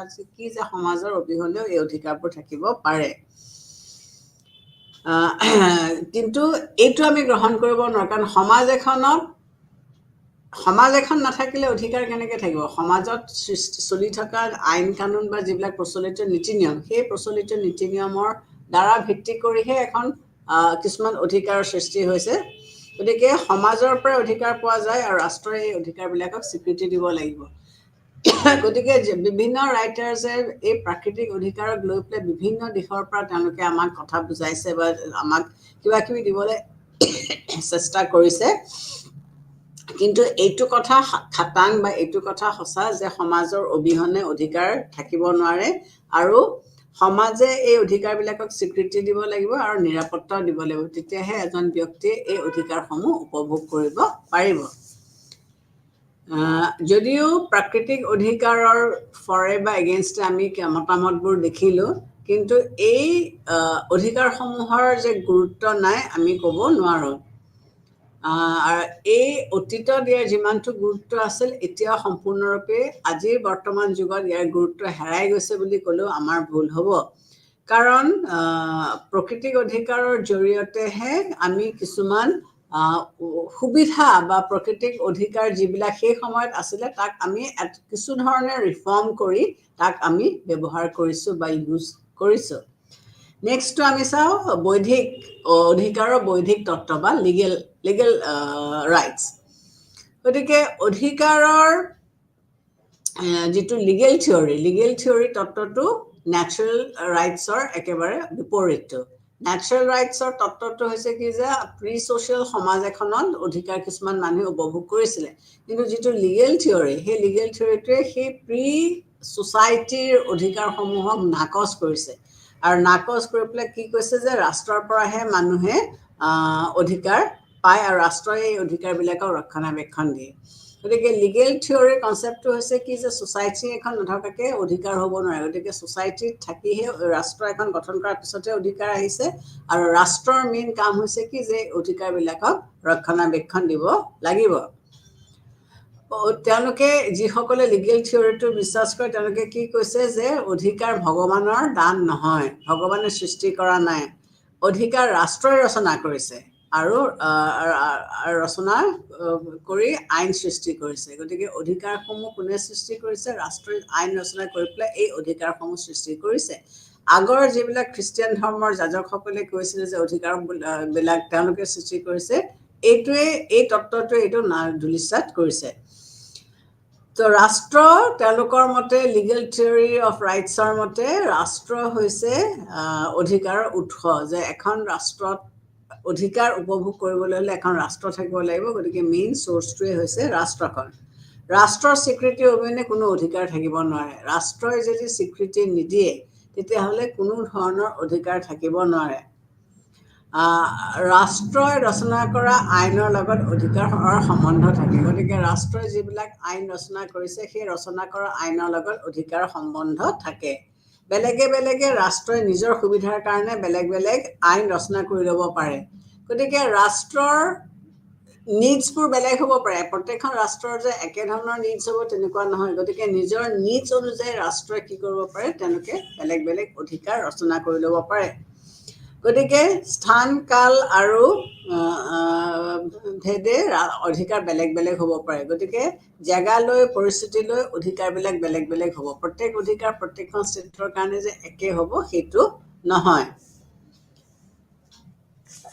গতিকে লিগেল থিয়ৰীয়ে যে ৰাষ্ট্ৰৰ উৎপত্তি হোৱাৰ আগতে অধিকাৰ আছিলে এই তত্ত্বটো তেওঁলোকে মানি ল'ব নোখোজে যে এই যিসকলে লিগেল থিয়ৰীটো পৃষ্ঠপোষকতা কৰিছে তেওঁলোকে কি ক'ব বিচাৰিছে যে ৰাষ্ট্ৰৰ সৃষ্টি হোৱাৰ পিছতহে অধিকাৰ আহিছে তাৰ আগতে অধিকাৰ নাছিলে ৰাষ্ট্ৰ যেহেতু ৰাষ্ট্ৰৰ সৃষ্টি গতিকে অধিকাৰ সৃষ্টি হোৱাৰ সময়ৰ পৰাই ৰাষ্ট্ৰৰ সৃষ্টি হোৱাৰ সময়ৰ পৰা অধিকাৰ সৃষ্টি হৈছে বুলিহে তেওঁলোকে মানি লৈছে গতিকে ৰাষ্ট্ৰই সৃষ্টি কৰিছে গতিকে যেতিয়াৰ পৰা ৰাষ্ট্ৰৰ সৃষ্টি হৈছে তেতিয়াৰ পৰাহে অধিকাৰ সৃষ্টি হৈছে তাৰমানে যিখন প্ৰি ছ'চাইটিৰ কথা কৈছোঁ বা ষ্টেট অফ নেচাৰৰ কথা কৈছোঁ বা নেচাৰেল ষ্টেটৰ কথা কৈছোঁ এইসকল লিগেল থিয়ৰী যোনে পৃষ্ঠপোষকতা কৰিছে তেওঁলোকে সেই তত্ত্বটো মানি ল'ব খোজা নাই। তেওঁলোকৰ মতে ৰাষ্ট্ৰ যেতিয়াৰ পৰা সৃষ্টি হৈছে তেতিয়াহে লগে লগে অধিকাৰ আহিছে। আৰু ৰাষ্ট্ৰই আইন ৰচনা কৰি অধিকাৰ সৃষ্টি কৰি দিয়া আৰু ইয়াক ৰক্ষণাবেক্ষণৰ দায়িত্বটোও লৈছে। গতিকে ৰাষ্ট্ৰই আইন ৰচনা কৰি পেলাই অধিকাৰ সৃষ্টি কৰি দিছে আৰু অধিকাৰ সৃষ্টি কৰি দিয়াৰ পিছত ইয়াক ৰক্ষণাবেক্ষণ দিয়াটো হৈছে ৰাষ্ট্ৰৰ মেইন কৰ্তব্য বা ৰাষ্ট্ৰৰ মেইন কাম। সময়ে সময়ে আইনৰ পৰিৱৰ্তন হয় আৰু সেইদৰে সময়ে সময়ে অধিকাৰো পৰিৱৰ্তন হয়। সেয়েহে সৰ্বজনীন নাইবা স্থায়ী অধিকাৰ থাকিব নোৱাৰে। গতিকে তেওঁলোকে কি ক'ব বিচাৰিছে যে সময়ে সময়ে আইন পৰিৱৰ্তন হয়, আইন পৰিৱৰ্তন হোৱাৰ লগে লগে অধিকাৰো পৰিৱৰ্তন হয়। গতিকে অধিকাৰ কেতিয়াও পাৰ্মানেণ্ট হ'ব নোৱাৰে। অধিকাৰ সময় সাপেক্ষে অধিকাৰ বেলেগ হ'ব আৰু সেই পৰিস্থিতি সাপেক্ষে অধিকাৰবিলাকক মানুহে আঁকোৱালি ল'ব লাগিব। অধিকাৰৰ কোনো স্থায়ী তালিকা প্ৰস্তুত কৰাটো সম্ভৱপৰ নহয়। গতিকে এইটো অধিকাৰ আমাক এইখিনি অধিকাৰেহে থাকিব সেইটো আমি ক'ব নোৱাৰোঁ। আজিৰ পৰিস্থিতি বেলেগ, কাইলৈৰ পৰিস্থিতি বেলেগ হ'ব। এটা সময়ত আমি ছোৱালীৰ ধৰা শিক্ষাটোৰ ওপৰত আমি বিশেষ গুৰুত্ব দিয়া নাছিলোঁ, যে ছোৱালীৰ মেইন কৰ্তব্য বা কাম হৈছে কি যে ঘৰৰ চাৰিবেৰৰ মাজত থাকি ঘৰ চলোৱাৰ দায়িত্ব, ভাত ৰন্ধাৰ দায়িত্ব তেওঁলোকে পালন কৰিব লাগিব। কিন্তু আজি চৰকাৰে আইন ৰচনা কৰি দিছে, আইন তৈয়াৰী কৰি দিছে যে বেটি পঢ়াও, বেটি বচাও বা বেটিক লৈ ইমানখিনি দায়িত্ব তেওঁলোক বা ইমানখিনি আগবঢ়াই নিব ছোৱালীক লাগিব। বা আজিকালি মাক দেউতাকেও কোনো ছোৱালীক ঘৰত বহুৱাই নথয়, সমানে তেওঁলোকক শিক্ষা দীক্ষা দি পেলাই আগবঢ়াই নিছে। গতিকে সময় সাপেক্ষে, পৰিস্থিতি সাপেক্ষে বস্তুবিলাক অলপ বেলেগ হৈ যায়।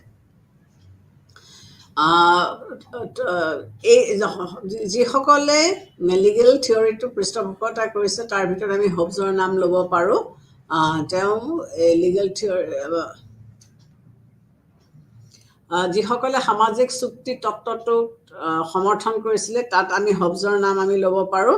তেওঁ অধিকাৰ আৰু কৰ্তৃত্বৰ মাজৰ সম্পৰ্কৰ বিষয়ে তেওঁ সিদ্ধান্তলৈ আহিছিল যে কৰ্তৃত্ব অবিহনে অধিকাৰ থাকিব নোৱাৰে। গতিকে হোবছে সামাজিক চুক্তি তত্ত্বটোক তেওঁ সমৰ্থন কৰিছিলে আৰু তেওঁ কি কৈছিলে যে অধিকাৰ আৰু কৰ্তৃত্বৰ মাজত তেওঁ এটা সম্পৰ্ক স্থাপন কৰিছিল বা তেওঁ দেখুৱাইছিলে। গতিকে অধিকাৰক ৰক্ষণাবেক্ষণ দিয়া উদ্দেশ্যেই কৰ্তৃপক্ষৰ প্ৰয়োজন, যে এই অধিকাৰসমূহ যে আমাৰ আছে এই অধিকাৰসমূহক ৰক্ষণাবেক্ষণ দিবৰ কাৰণে আমাক এটা কৰ্তৃত্ব লাগিব। গতিকে অধিকাৰ আৰু কৰ্তৃত্বৰ মাজৰ সম্পৰ্কটোৰ বিষয়ে তেওঁ আমাৰ আগত দাঙি ধৰিছিলে। যিসকল চিন্তাবিদে অধিকাৰৰ বৌদ্ধিক তত্ত্ব সমৰ্থন কৰিছিল তেওঁলোকৰ ভিতৰত বেন্থামৰ নাম আমি ল'ব পাৰোঁ বা অষ্টিনৰ নাম আমি বিশেষভাৱে ল'ব পাৰোঁ। লিগেল থিয়ৰীৰ ক্ষেত্ৰত আমি বেন্থাম আৰু অষ্টিনৰ কথা আমি ক'ব পাৰোঁ। বেন্থামে প্ৰাকৃতিক অধিকাৰ তত্ত্বৰ সত্যতাটো স্বীকাৰ কৰা নাছিলে। বেন্থামে কি কৰা নাছিলে, প্ৰাকৃতিক অধিকাৰ তত্ত্বৰ সত্যতাটো তেওঁ স্বীকাৰ কৰা নাছিলে। তেওঁৰ মতে আইনৰ পৰাহে অধিকাৰৰ সৃষ্টি হয় আৰু আইনে অধিকাৰক ভোগ কৰাৰ কাৰণে প্ৰয়োজনীয় ৰক্ষণাবেক্ষণ দিব লাগিব। গতিকে বেন্থামে কি কৈছিলে যে আইনৰ অধিকাৰ, তেওঁ কি ক'ব বিচাৰিছিলে যে আইন অধিকাৰ তত্ত্বৰ সত্যতা স্বীকাৰ কৰা নাছিলে। তেওঁৰ মতে আইনৰ পৰাহে অধিকাৰৰ সৃষ্টি হৈছিলে আৰু আইনে অধিকাৰ ভোগ কৰাৰ কাৰণে সকলো ৰক্ষণাবেক্ষণ দিয়াৰ ব্যৱস্থা কৰিব লাগিব। গতিকে আইনৰ অবিহনে অধিকাৰ সৃষ্টি হ'ব নোৱাৰে। গতিকে তেওঁ সেইটো স্পষ্টকৈ কৈছিলে যে আইনৰ অবিহনে অধিকাৰ সৃষ্টি হ'ব নোৱাৰে। বাৰ্কাৰৰ মতে আইন আৰু অধিকাৰ একেটা সামগ্ৰী, ইফাল সিফাল। ইটিচিৰ মতে অধিকাৰক ৰাষ্ট্ৰই স্বীকৃতি দিয়ে। আইনৰ স্বীকৃতি আৰু ৰাষ্ট্ৰৰ ৰক্ষণাবেক্ষণৰ অবিহনে কোনো অধিকাৰ থাকিব নোৱাৰে। গতিকে আইনৰ স্বীকৃতি আৰু ৰক্ষণাবেক্ষণ নাপালে কোনো অধিকাৰে তিষ্ঠি থাকিব নোৱাৰিব। অধিকাৰৰ এই যিটো বৌদ্ধিক তত্ত্ব, এই তত্ত্বটোক আমি 3টা দিশৰ পৰা আমি অধ্যয়ন কৰি চাব পাৰোঁ। প্ৰথমটো হৈছে কি যে ৰাষ্ট্ৰৰ পৰাহে অধিকাৰ সৃষ্টি হয়। গতিকে লিগেল থিয়ৰীটোৱে কি ক'ব বিচাৰিছে, 3টা দিশৰ পৰা আমি তাক অধ্যয়ন কৰিব পাৰোঁ। এটা হৈছে কি যে ৰাষ্ট্ৰৰ পৰাহে অধিকাৰৰ সৃষ্টি হয়। দ্বিতীয়তে ৰাষ্ট্ৰই অধিকাৰৰ পৰিসৰ নিৰ্ধাৰণ কৰি দিয়ে। দ্বিতীয়তে কি কৰে, ৰাষ্ট্ৰই অধিকাৰৰ পৰিসৰ নিৰ্ধাৰণ কৰি দিয়ে যে কিমানটোৰ ভিতৰত অধিকাৰ বুলি কোৱা যাব বা কিমানখিনি অধিকাৰ এজন ব্যক্তিয়ে ভোগ কৰিব পাৰিব সেইটো ৰাষ্ট্ৰই নিৰ্ধাৰণ কৰি দিয়ে। আৰু তৃতীয়তে কি কৰিছে, অধিকাৰ ভোগৰ বিষয়ত যিবোৰ বাধা থাকে, অধিকাৰ ভোগ কৰাৰ বিষয়ত যিবোৰ বাধা থাকে, ৰাষ্ট্ৰই সেই বাধাবোৰক আঁতৰ কৰি দিব লাগিব। গতিকে এজন ব্যক্তিয়ে তেওঁ অধিকাৰ ভোগ কৰিবলৈ যাওঁতে তেওঁ যিবোৰ বাধা পাব সেইবিলাক কিন্তু ৰাষ্ট্ৰই দূৰ কৰি দিব লাগিব। ইনফেক্ট ৰাষ্ট্ৰই স্বীকৃতি আৰু ৰক্ষণাবেক্ষণৰ অবিহনে কোনো অধিকাৰ থাকিব নোৱাৰিব। গতিকে ৰাষ্ট্ৰই যদি আমাক কোনো ৰক্ষণাবেক্ষণ নিদিয়ে, গতিকে ৰাষ্ট্ৰৰ ৰক্ষণাবেক্ষণৰ অবিহনে আমি কিন্তু কোনো ধৰণৰ অধিকাৰ ভোগ কৰিব নোৱাৰিম। গতিকে এই লিগেল থিয়ৰিটোৰ আমি কিছুমান ছাপৰ্টত আমি দেখিলোঁ কি যে ইয়াত ৰাষ্ট্ৰকে মেইন গুৰিধৰোঁতা বুলি কৈছে যে ৰাষ্ট্ৰৰ অবিহনে অধিকাৰ থাকিব নোৱাৰে। কিন্তু এই তত্ত্বটোকো আকৌ বহুতে সমালোচনা কৰিছে। এই তত্ত্বটো সমালোচনাৰ বাহিৰত নহয়। ইয়াৰ সমালোচনা কেলেই কৰিছে? তেওঁলোকে যিসকলে সমালোচনা কৰিছে তেওঁলোকে কৈছে যে আইনৰ স্বীকৃতিয়ে অধিকাৰ সৃষ্টি কৰিব নোৱাৰে। এওঁলোকে কৈছে যে আইনে স্বীকৃতি দিয়া মানে যে সেইটো অধিকাৰ হ'ব সেইটো নুবুজায়।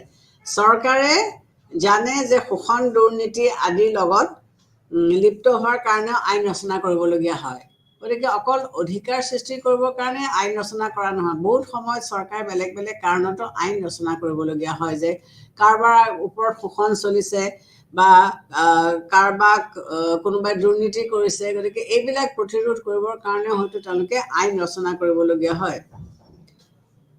আৰু চৰকাৰে শোষণ দুৰ্নীতি আদিক সমৰ্থন কৰাৰ উদ্দেশ্যে চৰকাৰে কেতিয়াও আইন ৰচনা কৰিব নোৱাৰে। গতিকে এই যিটো লিগেল থিয়ৰী যে আইন ৰচনা কৰা হৈছে জনসাধাৰণৰ অধিকাৰসমূহ দিবৰ কাৰণে, এই সমালোচকসকলে এইটো কিন্তু মানি ল'ব পৰা হোৱা নাই। কাৰণ চৰকাৰে বিভিন্ন সময়ত বিভিন্ন পৰিস্থিতিত পৰি বিভিন্ন ধৰণৰ আইন ৰচনা কৰিবলগীয়া হয়। স্পেন্সাৰৰ মতে ৰাষ্ট্ৰৰ পৰা আইনৰ উৎপত্তি নহয়। স্পেন্সাৰে কি ক'ব বিচাৰিছে যে ৰাষ্ট্ৰৰ পৰা আইনৰ উৎপত্তি নহয়, ৰাষ্ট্ৰই আইনৰ ৰক্ষণাবেক্ষণহে দিয়ে। গতিকে ৰাষ্ট্ৰৰ মেইন কাম হৈছে কি যে আইনক ৰক্ষণাবেক্ষণ, ৰাষ্ট্ৰই আইনক কেৱল ৰক্ষণাবেক্ষণে দিব লাগে। ৰাষ্ট্ৰই আইনৰ সৃষ্টি নকৰে। ৱাইল্ডৰ মতেও আইনে অধিকাৰক সৃষ্টি নকৰে। ৱাইল্ডেও সেই একেটা কথাই কৈছে যে ৰাষ্ট্ৰই আইনক সৃষ্টি নকৰে, আইনৰ অধিকাৰক ৰক্ষণাবেক্ষণহে দিয়ে। গতিকে সৃষ্টি হোৱা অধিকাৰসমূহক কেৱল ৰক্ষণাবেক্ষণে দিয়া যায়। আইনে স্বীকৃতি নিদিলেও অধিকাৰ থাকিব পাৰে। এইসকলৰ মতে যে আইনে যদি কিবা কাৰণে স্বীকৃতি দিয়া নাই তথাপিও অধিকাৰ থাকিব পাৰে। অধিকাৰ হোৱাৰ কাৰণে ইয়াক কাৰ্যকৰী কৰা হয়। যদি আমি অধিকাৰ হোৱাৰ কাৰণে আমি তাক ইমপ্লিমেণ্ট কৰিব পাৰোঁ যে এইখিনিক আমি অধিকাৰ বুলি ধৰি লৈছোঁ, গতিকে ইয়াক আমি প্ৰযোজ্য কৰিছোঁ বা ইমপ্লিমেণ্ট কৰিছোঁ। অধিকাৰৰ নতুন মূল্য থাকিব লাগিব, যে এই অধিকাৰ নৈতিকতাৰ ভিত্তিত প্ৰতিষ্ঠিত অধিকাৰকে স্বীকৃতি দিয়া হয়। গতিকে যিবিলাক অধিকাৰ নৈতিকতাৰ ওপৰত ভিত্তি কৰি পেলাই গঠন কৰা হৈছে তেতিয়া তাকহে আমি অধিকাৰ বুলি স্বীকৃতি দিওঁ। গতিকে আইনে ৰচনা কৰা প্ৰতিটো বস্তুৱে যে ই অধিকাৰত পৰিণত হ'ব সেইটো নুবুজায়। ৰাষ্ট্ৰক অধিকাৰৰ স্ৰষ্টা হিচাপে মানি লোৱাত ৰাষ্ট্ৰক চৰম ক্ষমতাৰ অধিকাৰী কৰি দিয়া হ'ব। যদি আমি ৰাষ্ট্ৰক অধিকাৰ সৃষ্টিকৰ্তা বুলি আমি ভাবোঁ, তেতিয়াহ'লে আমি ৰাষ্ট্ৰক কি কৰা হ'ব? এক্সট্ৰিম পাৱাৰ দি দিয়া হ'ব। আইনৰ দৃষ্টিভংগীৰে হিচাপে যদি আমি বিচাৰ কৰি চাওঁ, তেতিয়াহ'লে ৰাষ্ট্ৰৰ সাৰ্বভৌম ক্ষমতাক চৰম আৰু সীমাহীন হিচাপে আমি অভিহিত কৰা হ'ব। তেতিয়াহ'লে কি হ'ব? কিছুমান বাস্তৱ সীমাবদ্ধতাৰ মাজতহে ৰাষ্ট্ৰই কাম কৰিব লাগিব। গতিকে আমি কি কৰোঁ? যদি ৰাষ্ট্ৰক সাৰ্বভৌম ক্ষমতা আনলিমিটেড দি দিওঁ, তেতিয়াহ'লে সি কিন্তু জনসাধাৰণৰ অনিষ্টহে কৰিব। গতিকে ৰাষ্ট্ৰইও তেওঁলোকৰ যিখিনি কাৰ্যকলাপ বা কাম কৰিব সেইটো কিছুমান লিমিটেশ্যনছৰ মাজত বা এটা এৰিয়াৰ ভিতৰত থাকিহে কামখিনি কৰিব পাৰিব। আমাৰ যিবিলাক প্ৰচলিত নীতি নিয়ম বা দেশাচাৰ আছে, এইবিলাকে ৰাষ্ট্ৰৰ চৰম ক্ষমতা প্ৰয়োগ কৰাত সীমাবদ্ধতা আৰোপ কৰে। গতিকে আমাৰ চলি থকা কিছুমান লোকাচাৰ আছে, কিছুমান নীতি নিয়ম আছে, এই নীতি নিয়মবিলাকে ৰাষ্ট্ৰক চৰম ক্ষমতাটো প্ৰয়োগ কৰাৰ পৰা বাধা দিয়ে। গতিকে আমি যদি ৰাষ্ট্ৰক আইন ৰচনা কৰিবলৈ দিওঁ বা অধিকাৰ ৰচনা কৰিবলৈ দিওঁ, তেতিয়াহ'লে একদম এবছলিউট পাৱাৰ আমি দি দিব লাগিব। মই আগতে ক'লোঁ যে সেইটোৱে কি কৰিব? অসুবিধাৰ সৃষ্টি কৰিব। গতিকে আমি ৰাষ্ট্ৰক কিছুমান সীমাবদ্ধতাৰ মাজত থাকি পেলাইহে তেওঁলোকক আইন প্ৰণয়ন কৰিবলৈ দিয়ে বা তেওঁলোকক কিছুমান সুবিধা আমি কৰিবলৈ দিছোঁ। গতিকে লোকাচাৰ দেখাচাৰ এইবিলাক বস্তুক আমি আওকাণ কৰিব নোৱাৰোঁ। গতিকে সকলোবিলাক আইন ৰাষ্ট্ৰৰ পৰা উৎপত্তি হোৱাটো সঁচা হিচাপে আমি বিবেচনা কৰিব নোৱাৰোঁ যে প্ৰত্যেকটা আইনেই ৰাষ্ট্ৰৰ পৰা সৃষ্টি হৈছে সেইবুলি আমি মানি ল'ব নোৱাৰোঁ। প্ৰত্যেক দেশৰ আইনক সংশোধন কৰিব পৰা যায়। প্ৰত্যেকখন দেশৰ আইন সংশোধন কৰিব পৰা যায়। আইন সংশোধন হোৱাৰ লগে লগে আইনে সৃষ্টি কৰা অধিকাৰবিলাকো সংশোধন হ'ব। কাৰণ সমাজ পৰিৱৰ্তনশীল। আজি যিটো চলি আছে কাইলৈ সেইটো নাথাকিব পাৰে, বা কালি যিটো চলা নাছিলে আজি হয়তো সেইটো ইনথিং হ'ব পাৰে। গতিকে সমাজ পৰিৱৰ্তন হোৱাৰ লগে লগে মানুহৰ আইন বেলেগ হ'ব, অধিকাৰবোৰ বেলেগ হ'ব, চব পৰিস্থিতি পৰিৱেশ চববোৰ বেলেগ হৈ যাব। সেই আইনকে অধিকাৰৰ চূড়ান্ত সৃষ্টিকৰ্তা হিচাপে আমি অভিহিত কৰিব নোৱাৰোঁ যে আইনে সৰ্বে সৰ্বা আইনে সকলোখিনি কৰিছে, এইটো আমি মানি ল'ব নোৱাৰোঁ। অধিকাৰৰ নৈতিক আদৰ্শৰ ভিত্তিটো প্ৰতিষ্ঠা হোৱা উচিত। গতিকে অধিকাৰক আমি বহু ক্ষেত্ৰত এটা নৈতিক আদৰ্শৰ ওপৰত ভিত্তি কৰাটো আমাৰ কাৰণে অত্যন্ত গুৰুত্বপূৰ্ণ। ইয়াৰ উপৰিও আইন কি আৰু আইন কি হোৱা উচিত তাৰ মাজতো মৌলিক প্ৰভেদ আছে, যে আইন কি বা আইন কেনেকুৱা হোৱা উচিত সেইটোৰ মাজতো আমি কিছুমান প্ৰভেদ দেখিবলৈ পাওঁ। প্ৰয়োজন হ'লে ৰাষ্ট্ৰৰ বিৰুদ্ধে জনসাধাৰণৰ অধিকাৰ থাকিব পাৰে। ইফ নেচেচাৰী, যদি ৰাষ্ট্ৰই কেতিয়াবা, মই আগতেও কৈছোঁ যে ৰাষ্ট্ৰই যদি স্বেচ্ছাচাৰী হিচাপে কাম কৰে বা ৰাষ্ট্ৰই যদি কিবা এটা ভুল কৰে, তেতিয়াহ'লে কিন্তু জনসাধাৰণৰ ৰাষ্ট্ৰৰ বিৰুদ্ধে মাত মতাৰ অধিকাৰ থাকিব লাগে। লাস্কে এই অধিকাৰক প্ৰতিৰোধক অধিকাৰ হিচাপে অভিহিত কৰিছে। লাস্কে যে টু ৰেজিষ্ট দ্য ষ্টেট, এইটোক প্ৰতিৰোধক অধিকাৰ হিচাপে অভিহিত কৰিছে। গ্ৰীনৰ মতে জনসাধাৰণৰ মানসিক উৎকৰ্ষ সাধনৰ কৰাৰ উদ্দেশ্যে প্ৰয়োজনীয় পৰিৱেশৰ সৃষ্টি কৰিব নোৱাৰিলে ৰাষ্ট্ৰই কি কৰিব লাগিব? ৰাষ্ট্ৰক নাগৰিকসকলে প্ৰতিৰোধ কৰিব লাগিব। গতিকে গ্ৰীনৰ মতে যে ৰাষ্ট্ৰই নাগৰিকৰ উৎকৰ্ষ সাধনৰ কাৰণে যেনেকুৱা এটা পৰিৱেশৰ সৃষ্টি কৰাটো প্ৰয়োজন, যদি কিবা কাৰণে পৰা নাই তেতিয়াহ'লে কিন্তু ৰাষ্ট্ৰই সেইটোক প্ৰতিৰোধ কৰিব পাৰিব লাগিব। তেতিয়াহ'লে জনসাধাৰণে তাক প্ৰতিৰোধ কৰিব পাৰিব লাগিব। ৰাষ্ট্ৰৰ পৰাই অধিকাৰ সৃষ্টি হোৱা বুলি মানি ল'বলৈ টান। গতিকে যিহেতু তাক অপ'জ কৰিব পৰা যায়, জনসাধাৰণে তাক প্ৰয়োজন সাপেক্ষে অপ'জ কৰিব পাৰে, তেতিয়াহ'লে ৰাষ্ট্ৰৰ পৰাই যে সৃষ্টি হৈছে সেইটো আমি ক'বলৈ টান। কিয়নো ৰাষ্ট্ৰৰ কৰ্তৃপক্ষই কেতিয়াও ৰাষ্ট্ৰৰ প্ৰতিৰোধক অধিকাৰক স্বীকৃতি নিদিয়ে। গতিকে ৰাষ্ট্ৰই যিটো কৰ্তৃপক্ষ, সেই কৰ্তৃপক্ষটোৱে ৰাষ্ট্ৰৰ প্ৰতিৰোধৰ অধিকাৰক কেতিয়াও ছাপোৰ্ট নকৰে বা হেৰি নকৰে। কেতিয়াবা আকৌ কোনোবা ব্যক্তি বা ব্যক্তিগোষ্ঠীয়ে শাসনৰ ক্ষমতা লাভ কৰি নিজৰ উদ্দেশ্য সাধন কৰিবলৈও তেওঁলোকে কি কৰিব পাৰে? চেষ্টা কৰিব পাৰে আৰু আনৰ অধিকাৰৰ ওপৰত হস্তক্ষেপ নীতি গ্ৰহণ কৰিব পাৰে। গতিকে কি দেখা যায় যে বহুত সময়ত কোনোবা ব্যক্তি বা ব্যক্তিগোষ্ঠীয়ে কি কৰিব পাৰে? শাসন ক্ষমতা লাভ কৰিবৰ কাৰণে তেওঁলোকে আনৰ ক্ষমতাৰ ওপৰত হস্তক্ষেপ কৰিব পাৰে। গতিকে অধিকাৰৰ বৌদ্ধিক তত্ত্বই এনে হস্তক্ষেপৰ প্ৰতি সমৰ্থন জনায় আৰু ইয়াৰ ফলত কিছুমান অধিকাৰক ভোগৰ সুবিধাৰ পৰা বঞ্চিত কৰে। গতিকে যদি কোনোবাই তেনেকুৱা কৰে তেতিয়াহ'লে তেওঁলোকে কিন্তু কিছুমান সুবিধাৰ পৰা তেওঁলোক বঞ্চিত হ'ব। অধিকাৰৰ বৌদ্ধিক তত্ত্বৰ প্ৰধান আসোঁৱাহ এইটোৱেই যে সকলো দিশৰ ওপৰত গুৰুত্ব দিয়া নাই। যে আমি যেতিয়া অধিকাৰ বুলি কৈছোঁ তেতিয়াহ'লে আমি কি দেখিছোঁ যে সকলোবিলাক দিশ ইয়াত তেওঁলোকে আঁকোৱালি লোৱা নাই। ইতিহাস, দেশাচাৰ নাইবা আইনৰ সৃষ্টি হ'লেও অধিকাৰৰ নৈতিক নীতি নিয়মৰ ভিত্তিত প্ৰতিষ্ঠিত হ'ব লাগে। গতিকে নীতি নিয়মৰ ওপৰত যদি প্ৰতিষ্ঠিত কৰা নাযায় তেতিয়াহ'লে ইয়াৰ যথেষ্ট কিছুমান অসুবিধা হয়। ইয়াৰ যদিও কিছুমান আসোঁৱাহ আছে, কিন্তু এই তত্ত্বটোৰ গুৰুত্ব বা এই তত্ত্বটোৰ ইম্পৰ্টেঞ্চটো আমি নাইকিয়া কৰিব নোৱাৰোঁ। ৰাষ্ট্ৰৰ অবিহনে অধিকাৰ থকাৰ কথা কেতিয়াও আমি মানি ল'ব নোৱাৰোঁ।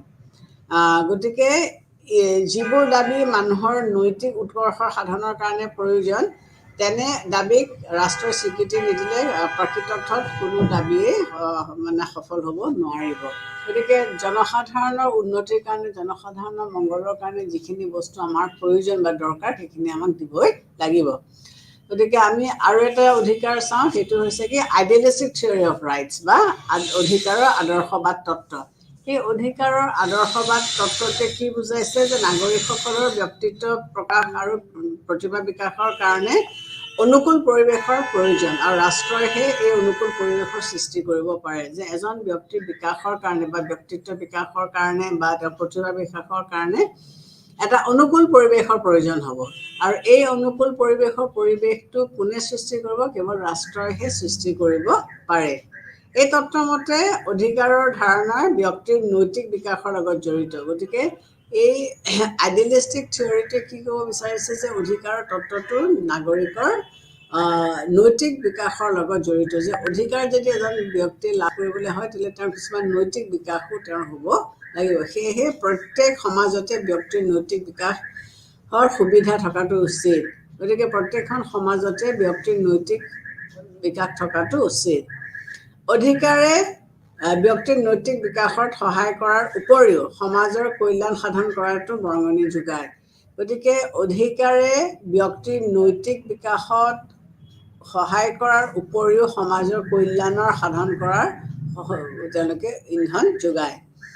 কাণ্ট, গ্ৰীণ আদিৰ নিচিনা আদৰ্শবাদী চিন্তাবিদে, কাণ্ট, গ্ৰীণ এইসকলে কি কৈছে, ব্যক্তিৰ ব্যক্তিত্ব প্ৰকাশ আৰু প্ৰতিভা বিকাশৰ ওপৰতে গুৰুত্ব দিয়া নাই। তেওঁলোকে অধিকাৰক সমাজ কল্যাণ সাধন কৰাৰ ওপৰতো গুৰুত্ব দিছে। যে গ্ৰীণ, কাণ্ট এনেকুৱা নিচিনা লিখকসকলে কেৱল ব্যক্তিত্ব বিকাশৰ ওপৰতে গুৰুত্ব দিয়া নাই, তেওঁলোকে কি কৰিছে যে সমাজ কল্যাণো হ'ব লাগে। এই অধিকাৰসমূহ ভোগ কৰাৰ পিছত এজন ব্যক্তিৰ সমাজ কল্যাণো হ'ব লাগিব। তেওঁলোকৰ মতে ৰাষ্ট্ৰই মানুহৰ নৈতিক বিকাশৰ উপৰিও সমাজৰ উন্নতিৰ কাৰণে প্ৰয়োজনীয় পৰিৱেশৰ সৃষ্টি কৰাটো উচিত।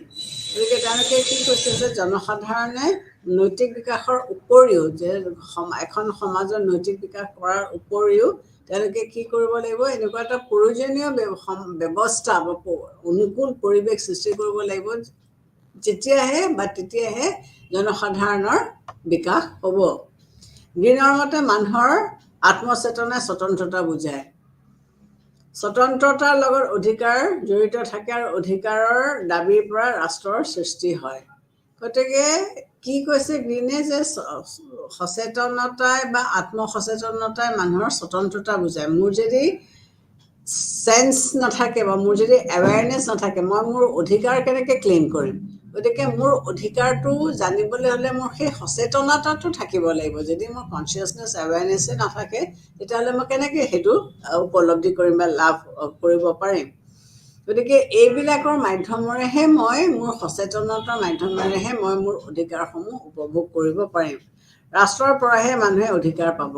গতিকে মই ৰাষ্ট্ৰৰ পৰা কিবা এটা পাবলৈ হ'লে মই প্ৰথমতে মোৰ অধিকাৰখিনি জানিব লাগিব, আৰু সেই অধিকাৰখিনি জানিবলৈ হ'লে মোৰ সচেতনতাটো আহিব লাগিব। তাৰপিছতহে মই ৰাষ্ট্ৰৰ পৰা মোক কি লাগে বা কি বস্তু বিচাৰিছোঁ সেইটো মই ক্লেইম কৰিব পাৰিম।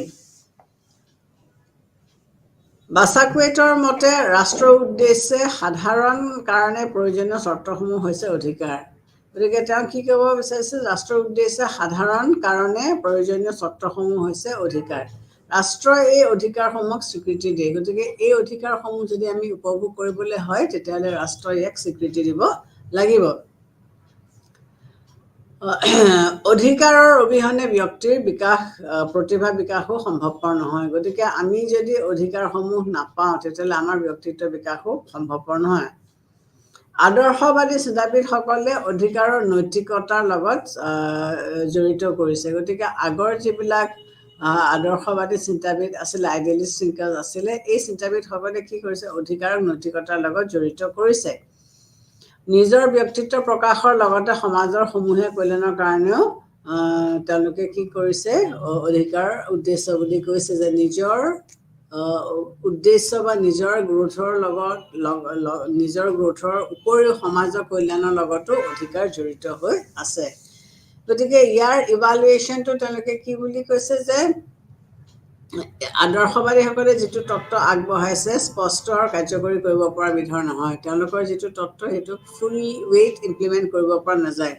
উপযোগিতাবাদীসকলৰ অধিক সংখ্যক লোকৰ অধিক পৰিমাণৰ সুখ যেনেকৈ নিৰ্ধাৰণ কৰিব পৰা নাযায় তেনেকৈ জনসাধাৰণৰ নৈতিক উৎকৰ্ষ সাধন কৰাৰ উদ্দেশ্যেও প্ৰয়োজন হোৱা চৰ্তসমূহ নিৰ্ধাৰণ কৰিব পৰা নাযায়। যিটো বেন্থামে কৈছিলে যে আমাৰ যিবিলাক তেওঁৰ যিটো তত্ত্ব greatest good of the greatest number, গতিকে কিমান মানুহে তেওঁলোকৰ যিটো উপযোগিতাবাদ বা কিমান তেওঁলোকে পাব সেইটো তেওঁলোকে নিৰ্ধাৰণ কৰিব নোৱাৰে। Greatest good of the greatest number, যিকোনো এটা বস্তু মেক্সিমাম মানুহে কিমান বেনিফিট পাইছে সেইটো যেনেকৈ নিৰ্ধাৰণ কৰাটো অসুবিধা বা কৰিব পৰা নাযায়, ঠিক তেনেকৈ এজন জনসাধাৰণৰ নৈতিক উৎকৰ্ষ সাধন কৰাৰ উদ্দেশ্যে প্ৰয়োজন হোৱা চৰ্তসমূহো নিৰ্ধাৰণ কৰিব পৰা নাযায়। যে নৈতিক বিকাশ হ'বৰ কাৰণে আমি কি কি ব্যৱস্থা লৈছোঁ বা কেনেকুৱা ধৰণে হ'ব সেইটো আমি নিৰ্ধাৰণ কৰিব পৰা নাযায়। ৰাষ্ট্ৰৰ উদ্দেশ্য সাধনত নাগৰিকৰ স্বাধীনতা বিসৰ্জন দিয়া নীতি সমৰ্থন কৰাৰ ফলত চৰম আদৰ্শবাদীসকলে ব্যক্তিৰ স্বাধীনতাৰ খৰ্ব কৰাৰ ওপৰত গুৰুত্ব দিছে। গতিকে ৰাষ্ট্ৰৰ উদ্দেশ্য সাধনত নাগৰিকসকলৰ স্বাধীনতা বিসৰ্জন দিয়া নীতি সমৰ্থন কৰাৰ ফলত চৰম আদৰ্শবাদীসকলে ব্যক্তিৰ স্বাধীনতা খৰ্ব কৰাৰ ওপৰত তেওঁলোকে গুৰুত্ব আল্টিমেটলি দিছে। সাধাৰণ শ্ৰেণীৰ মানুহৰ কাৰণে আদৰ্শবাদীসকলৰ ধাৰণা বোধগম্য নহয়, কিয়নো নৈতিক উৎকৰ্ষ সাধনৰ ধাৰণাটোহে স্পষ্ট নহয়। কাৰণ এজন মানুহৰ বিকাশত নৈতিকতাটো চবৰে কাৰণে একে নহ'বও পাৰে, হয় নহয়? কোনোবাই বেলেগ ধৰণকৈ ভাবিব পাৰে বা কোনোবাই বেলেগ ধৰণকৈ বিচাৰিব পাৰে। গতিকে চৰকাৰৰ কাৰণে প্ৰয়োজনীয় পৰিৱেশ সৃষ্টি কৰাটো সহজ নহয়। এখন চৰকাৰে কেনেকুৱা ধৰণৰ পৰিৱেশত মানুহে কাম কৰিব বা কি ধৰণৰ পৰিৱেশত মানুহে কাম কৰিব পাৰিব সেইটো তেওঁলোকে নিৰ্ধাৰণ কৰিব নোৱাৰে। ফাইনেলি অলপ সময় আছে আৰু এটা থিয়ৰী আমি চাওঁ, ছ'চিয়েল ৱেলফেয়াৰ থিয়ৰী বা অধিকাৰৰ সামাজিক কল্যাণ সম্পৰ্কীয় তত্ত্ব। অধিকাৰৰ সামাজিক কল্যাণ সম্পৰ্কীয় তত্ত্ব এইটো তত্ত্ব যোনে পৃষ্ঠপোষকতা কৰিছিলে তেওঁলোকৰ মতে অধিকাৰ হৈছে সমাজৰ সৃষ্টি। যিসকলে ছ'চিয়েল ৱেলফেয়াৰ থিয়ৰীটো উলিয়াইছে তেওঁলোকৰ মতে কি হৈছে যে অধিকাৰ সমাজৰ পৰা সৃষ্টি হোৱা হৈছে। অধিকাৰ ভোগ কৰাৰ বাবে সমাজৰ কল্যাণ সাধন কৰা উচিত। যদি আমি এই অধিকাৰসমূহ উপলব্ধি কৰিব বিচাৰিছোঁ বা উপভোগ কৰিবলৈ বিচাৰিছোঁ তেতিয়াহ'লে আমি সমাজ কল্যাণ কৰিব লাগিব, সমাজৰ কল্যাণ কৰিব লাগিব। সমাজৰ কল্যাণ হ'লেহে আমি এই অধিকাৰসমূহ ভোগ কৰিব পাৰিম। তেওঁলোকৰ মতে প্ৰাকৃতিক অধিকাৰ, দেশাচাৰ, প্ৰচলিত নীতি নিয়ম আদিয়ে সমাজৰ কল্যাণৰ ওপৰত গুৰুত্ব দিয়াটো উচিত। গতিকে যিসকলে এই তত্ত্বটো উপলব্ধি ফ'ল' কৰিছে তেওঁলোকে কি কৈছে যে দেশাচাৰ বা প্ৰচলিত যিবিলাক নীতি নিয়ম বা সমাজ কল্যাণৰ ওপৰত তেওঁলোকে বিশেষভাৱে গুৰুত্ব দিয়াটো উচিত। উপযোগিতাবাদৰ সমৰ্থকসকলেও এই তত্ত্ব সমৰ্থন কৰিছে। যিসকলে greatest good of the greatest নাম্বাৰৰ কথা কৈছিলে তেওঁলোকেও এই তত্ত্বটো সমৰ্থন কৰিছে। বেন্থাম, মিল আদি উপযোগিতাবাদৰ সমৰ্থকসকলে এই তত্ত্বৰ সমৰ্থন জনাইছিল। গতিকে বেন্থাম, মিল আদিৰ নিচিনা লেখকে ইউটিলিটেৰিয়ানসকলে এই তত্ত্বটোক তেওঁলোকে সমৰ্থন বা তেওঁলোকে ছাপোৰ্ট কৰিছে। বেন্থামে অধিকাৰৰ সংখ্যাক লোকৰ অধিক পৰিমাণৰ সুখ, greatest good of the greatest number. বেন্থামৰ এইটোৱে তত্ত্ব আছিলে যে greatest good of the greatest number এই নীতিৰ জৰিয়তে ভাল বেয়া, উচিত অনুচিত আদি নিৰ্ধাৰণ কৰাৰ ওপৰত গুৰুত্ব দিছিলে। যে কিটো বস্তু ভাল, কিটো বস্তু বেয়া, এইটো greatest good of the greatest number. এইটো কাম কৰিলে বেছিভাগ মানুহে ভাল বেনিফিটেড হ'ব বা এইটো কাম কৰিলে বেছিভাগ মানুহে নট বেনিফিটেড হ'ব, এইটোৰ ওপৰত তেওঁ গুৰুত্ব দিছিল। লাস্কে অধিকাৰৰ এই তত্ত্বৰ প্ৰতি সমৰ্থন জনাইছে। লাস্কেও এই তত্ত্বটোক তেওঁ ছাপোৰ্ট কৰিছিলে আৰু তেওঁৰ মতে উপযোগিতাৰ জৰিয়তেহে অধিকাৰ নিৰ্ণয় কৰাটো উচিত। যে কিমানখিনি এই অধিকাৰখিনি দিলে কিমানখিনি মানুহৰ লাভ হ'ব সেইটোৰ ওপৰত ভিত্তি কৰিহে এই তত্ত্বটো তেওঁ ছাপোৰ্ট কৰিছিলে। সমাজে কিছুমান অধিকাৰক স্বীকৃতি দিয়ে। গতিকে আমি কিছুমান অধিকাৰ যেতিয়া উপভোগ কৰোঁ তেতিয়াহ'লে আমি কি দেখিবলৈ পাইছোঁ যে সমাজে সেই অধিকাৰসমূহক ছাপোৰ্ট কৰিছে আৰু এই অধিকাৰসমূহ সমাজৰ কল্যাণৰ সাধনৰ ওপৰত গুৰুত্ব দিয়া উচিত। গতিকে এই অধিকাৰসমূহ যেতিয়া আমি ভোগ কৰিম তেতিয়া আমি চাব লাগিব যে এই অধিকাৰসমূহ সমাজৰ লোকসকলে কিমান লেভেলত তাক উপভোগ কৰিব পাৰিছে। এই তত্ত্বৰ লগত আদৰ্শবাদী তত্ত্ব সংযোগ কৰি লাস্কিয়ে মন্তব্য কৰিছে যে এই তত্ত্বটোৰ লগত লাস্কিয়ে তেওঁৰ তত্ত্বটো মিলাই পেলাই তেওঁ মন্তব্য কৰিছে কি যে যিবোৰ সুযোগ সুবিধাৰ অবিহনে মানুহে নিজৰ সৰ্বোচ্চ বিকাশ কৰিব নোৱাৰে তেনে সুযোগ সুবিধাবিলাকক অধিকাৰ বোলা হয়। তেওঁ কি বুলি ক'ব বিচাৰিছে যে যিবিলাকৰ মাধ্যমেৰে সুযোগ সুবিধাৰ অবিহনে মানুহে নিজৰ সৰ্বোচ্চ বিকাশ কৰিব নোৱাৰে তেনে সুযোগ সুবিধাবোৰকে অধিকাৰ বোলা হয়। গতিকে লাস্কিৰ গোটেই তত্ত্বটো হৈছে কি তেওঁ কি কৈছে যে প্ৰথমতে আমি কি কৰিব লাগে যে সামাজিক কল্যাণ বুলি ক'লে কি বুজাওঁ এই বিষয়ে বিভিন্নজনে বিভিন্ন মতামত আগবঢ়াব পাৰে যে সমাজ কল্যাণ বুলি ক'লে কি বুজায় এজন ব্যক্তিয়ে কিছুমান বস্তু এনজয় কৰিব পাৰে বা কিছুমানৰ মতে সামাজিক কল্যাণে কি কৰিব পাৰে অধিক সংখ্যক লোকৰ অধিক পৰিমাণ সুখ বুজাব পাৰে। তেওঁলোকে কৈছে সামাজিক কল্যাণ বুলি কওঁতে যাতে মেক্সিমাম মানুহে মেক্সিমাম বেনিফিটছখিনি পায় এইটোকে তেওঁলোকে ক'ব বিচাৰিছে। Thank you.